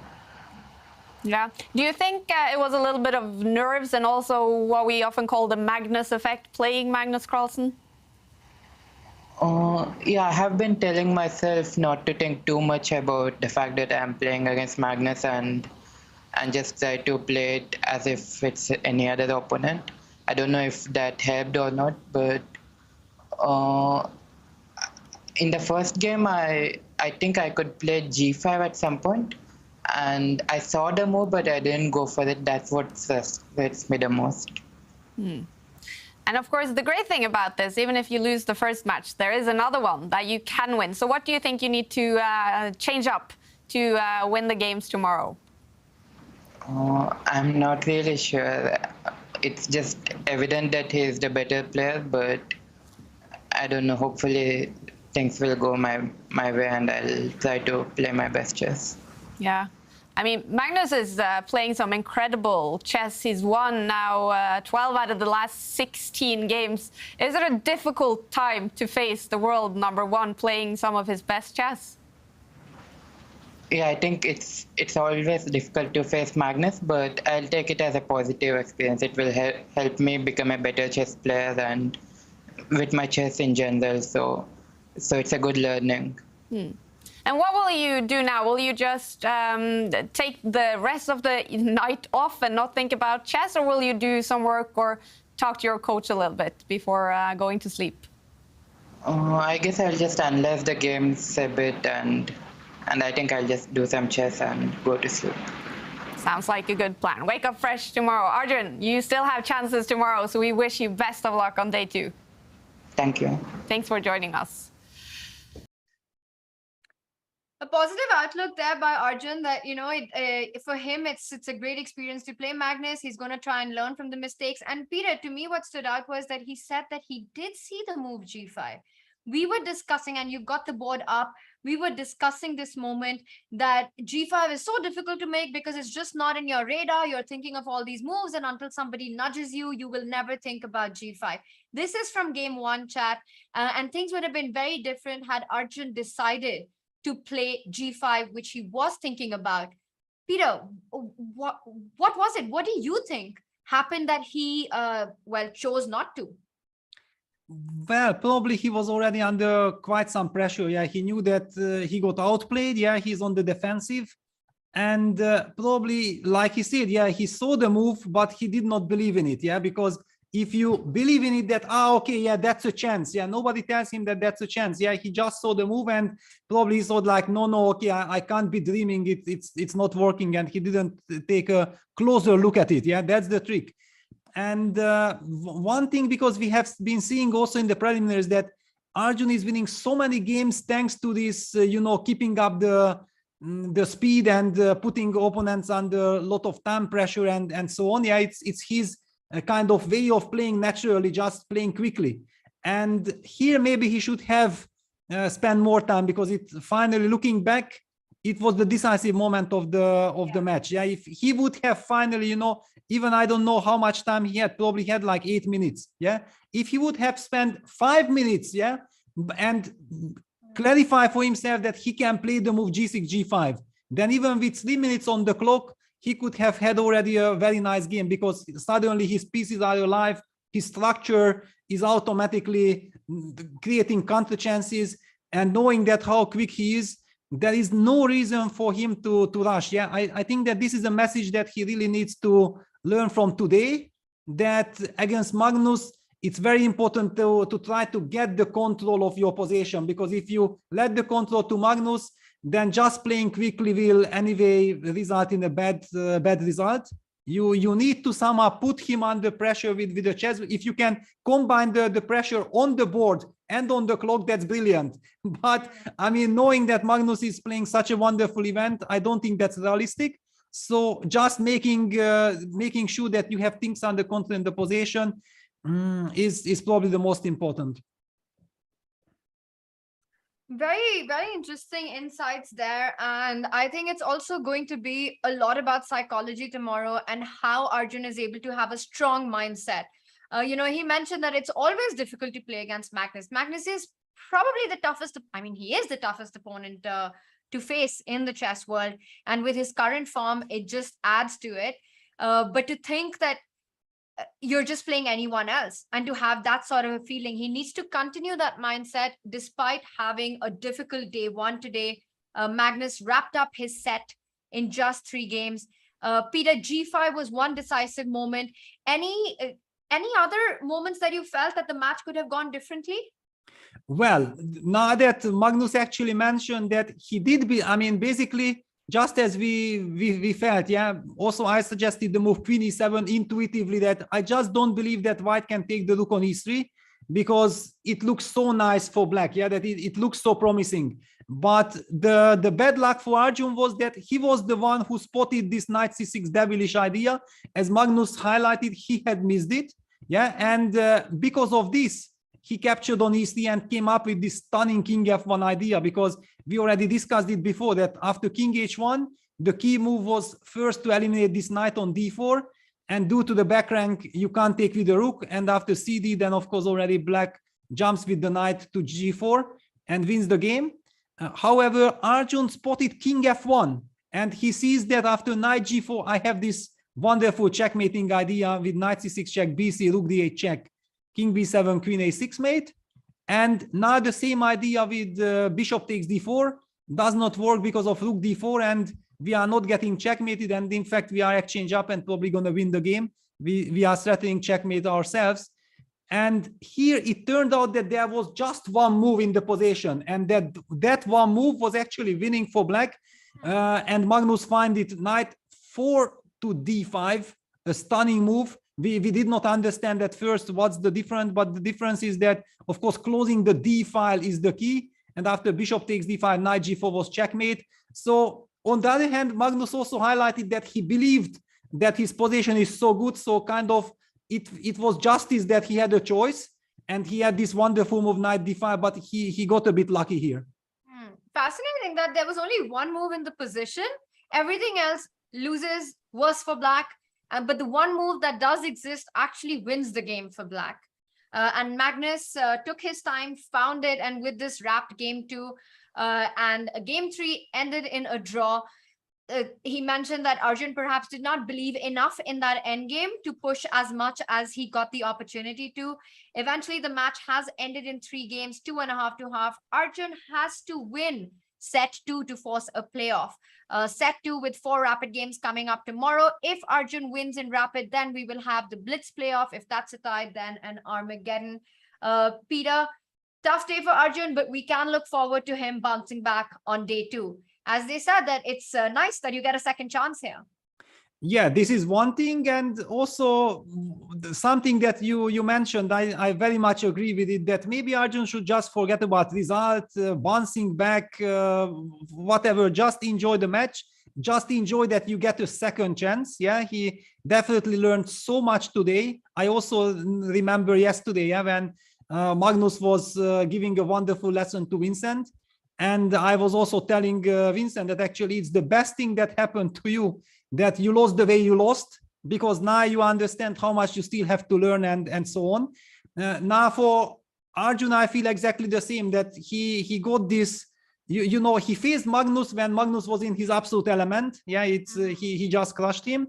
But now he even gets another chance tomorrow, and I'm very curious to see how the players will adjust themselves, what kind of strategy, what kind of openings Arjun will come up with. How does he feel already, like after just 24 hours later, that what could be the right way? Maybe it won't work, maybe it will work. We don't know, he doesn't know himself, but definitely it's a very exciting moment, and I'm looking forward to tomorrow. We all are looking forward to tomorrow, Peter. And well, we hope Arjun gets the much needed rest and is able to put day 1 behind him and just approach it as a fresh match. We know what he's capable of once he gets the kind of positions he thrives on, those attacking, aggressive, initiative positions. Today, the openings did not work out for Arjun, and that cost him the match. And of course, certain moments where he needed to have more belief and go on calculating, especially this G5 that we discussed. Big day 2 coming up in the finals between Magnus and Arjun. We'll see you tomorrow, chat. Yeah, take care. Bye-bye. Air quality isn't the first thing that comes to mind when you think about chess and esports, but it affects our focus, decision-making, health, sleep, and more. What's in the air you breathe? Find out with AirThings. How many times have you been stuck in a rut where you're just not improving? Why can't I improve? I'm 1600, 1800, even 2000. I can't get to the next level. What am I doing wrong? This course is aimed at taking you to the next level. I show you one game which has inspired me, which has really helped me in a particular idea. And this is what Baer said in his notes. The move h4 is not to try and checkmate black, it's to try and stop black from playing f5. And I'm going to show you one of my own games where I've used that idea and I've put it into practice. That's why I started playing h4 in multiple positions. I now play bishop e2, and you can see it's very similar strategy to the last game. I want to play h5. Best form of defense is attack, and calculation is key. Force your will on your opponent. Rook to d4. Boom! So get yourself a nice cup of coffee, get yourself a nice comfy seat, lay back and learn.